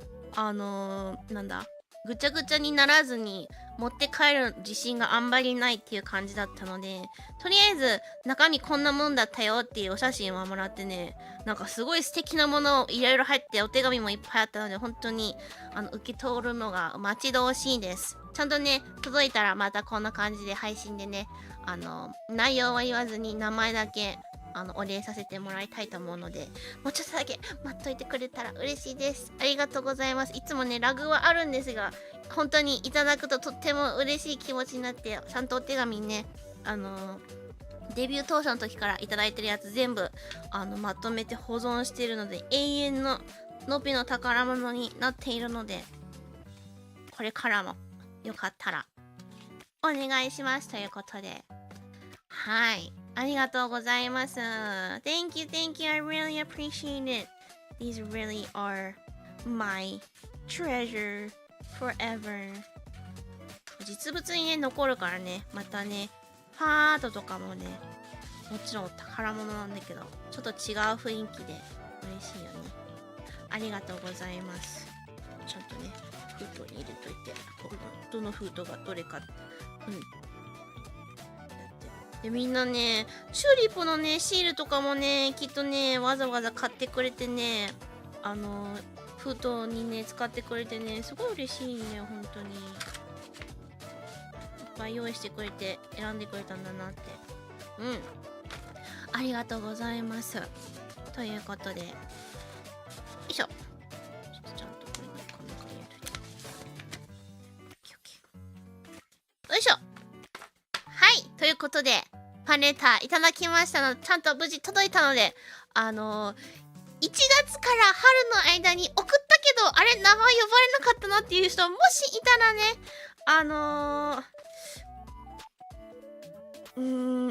とりあえず取っとかなかったってことは何かしら手違いがあってしまったので、のびのね、通常タグで何か一言言ってもらってもいいし、運営さんにワンチャンちょっと連絡してもらったら探して、もしかしたら、なんだ、手違いでどっかにあるかもしれないけど、そういうのに気になる方いたら、全然、連絡、どうにかしてもらって大丈夫なので、ただね、ちょっと、どうしても時差があるから、その時に見つかってないと、もしかしたら見つかるのが難しいかもしれないんだけど、そうなってないことを本当に祈ります。今のところ、そういうことは今までなかったので、多分ないのかなって思うんだけど、ちゃんとね、時間と気持ちを込めて書いてくれたお手紙がね、届かないっていうのは本当に寂しいから、そういう風にね、心配な方は全然やってもらって大丈夫です。とりあえずこれは、4月ぐらいまでの分ですね。なので、この分はまた次の時に受け取るので、待ってます、一緒に待ってましょうということで、じゃあ今日はこの辺で。そこまで大事にしてくれるとまたファンレター書こう。マジで大事にするよ。多分、他のメンバーはみんなそうだと思うけど、ちゃんと、なんか、なんだろうな、このご時世だからこそ、こうやってお手紙もらうと、なんか、普段のそのツイッターとか、動画のコメントはもちろんすごく嬉しいけど、なんかまた違う気持ちの嬉しさがね、なんかアクティベートされるよね。違う嬉しさがアンロックされる。こうやって手元にある今デジタル化のご時世だからこそ、なおさらね、お手紙もらうと嬉しいよね。特にのぴはさ、なんかちっちゃい頃から手紙取っとくの好きなんだよね。なんならさ、雑談ちょっと入っちゃうけど、なんかアメリカって、日本もそうか、年賀状とか送るじゃん。で、年賀状とかってさ、ぶっちゃけさ、そんなに仲良くない人だけどさ、人にも送ったりするじゃん、多分きっと。ちょっとなんか、向こうが去年送ってくれたから今年も送り返すかみたいな感じで。こっちってクリスマスカードもそんな感じなわけよ。日本と違って年賀状はやらないけどクリスマスカードはやるのね。のぴ小学校中学校ぐらいまでかな、なんなら中学校までなぜかなんか全然よく知らない人、お父さんの会社の知り合いとかみたいなよく知らん人から来たクリスマスカードもなぜか大事にのびの手紙ボックスに入れて、でなんか高校生ぐらいになった時になんか部屋片付けて開けたら誰これみたいな、なんでこんな知らん人の手紙いまだになんかこう大事に取っといてあるみたいなぐらい手紙が好きなんですよ。さすがにその人たちの手紙とかは捨てましたけどどうせ気持ちなんて向こうだって込められてない、なんか本当になんか何百枚を書いたであろうなんか一言ただって書いたぐらいの手紙っていうかカードなんだけどそういうね、なんか変なところがあるんですよでもだからなおちゃんと自分宛てのちゃんと気持ちを込められて書かれた手紙はその何百倍も大事にしているので、そんな知らんやつと手紙も何年も大事に取っておくような人なので、とっても嬉しくてとっても大事に保管してます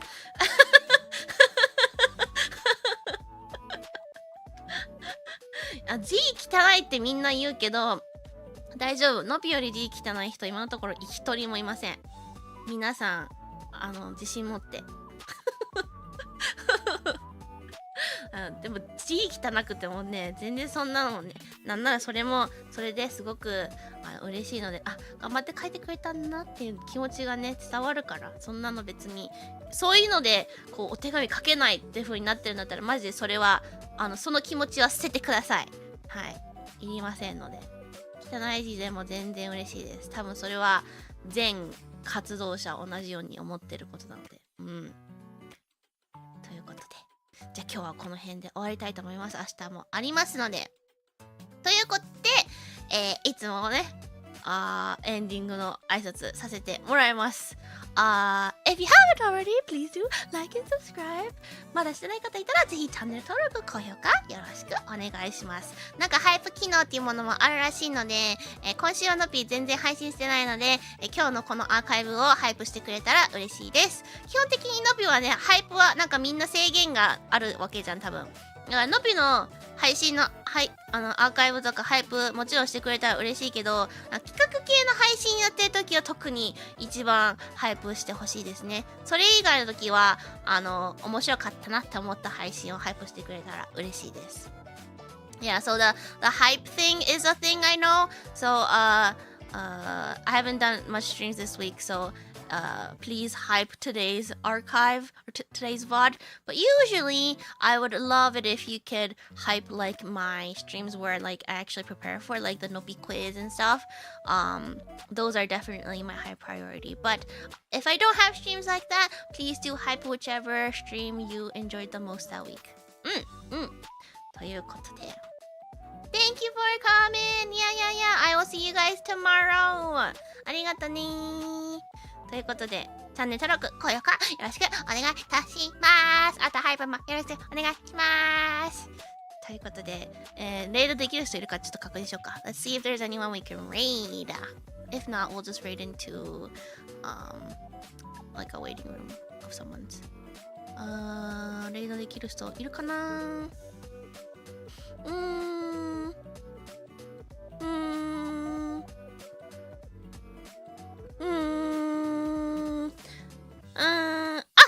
いいじゃん。待って、ちょっと待って。今これコラボじゃないよね。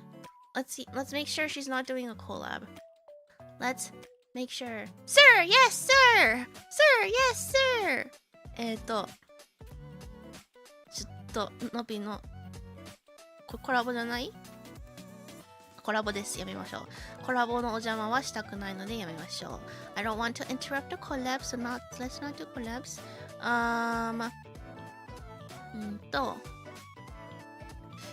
この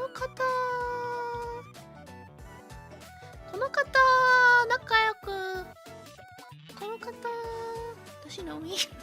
Does she know me? ちょっと待って。Does she know me? Are we sogo on Twitter?Oh, we are Sogo on Twitter. Okay, we do follow each other. Okay. じゃあ、ラムシとレイドしたいと思います。キラリリーちゃんというね、バイリンガル VTuber さん、お歌がとっても上手なバイリンガル VTuber さんです。今、歌枠をやられてますね。多分ね、普段英語が多いんだけど、日本語も全然、お話できるので、気軽に日本語でもコメントしてあげてください。We're gonna go raid Kira Lily. I believe she is a JPE and bilingual. She's doing a karaoke stream right now. So let's go say hello to her, okay? I've never talked to her, but let's say Okay. Anyways, ということで。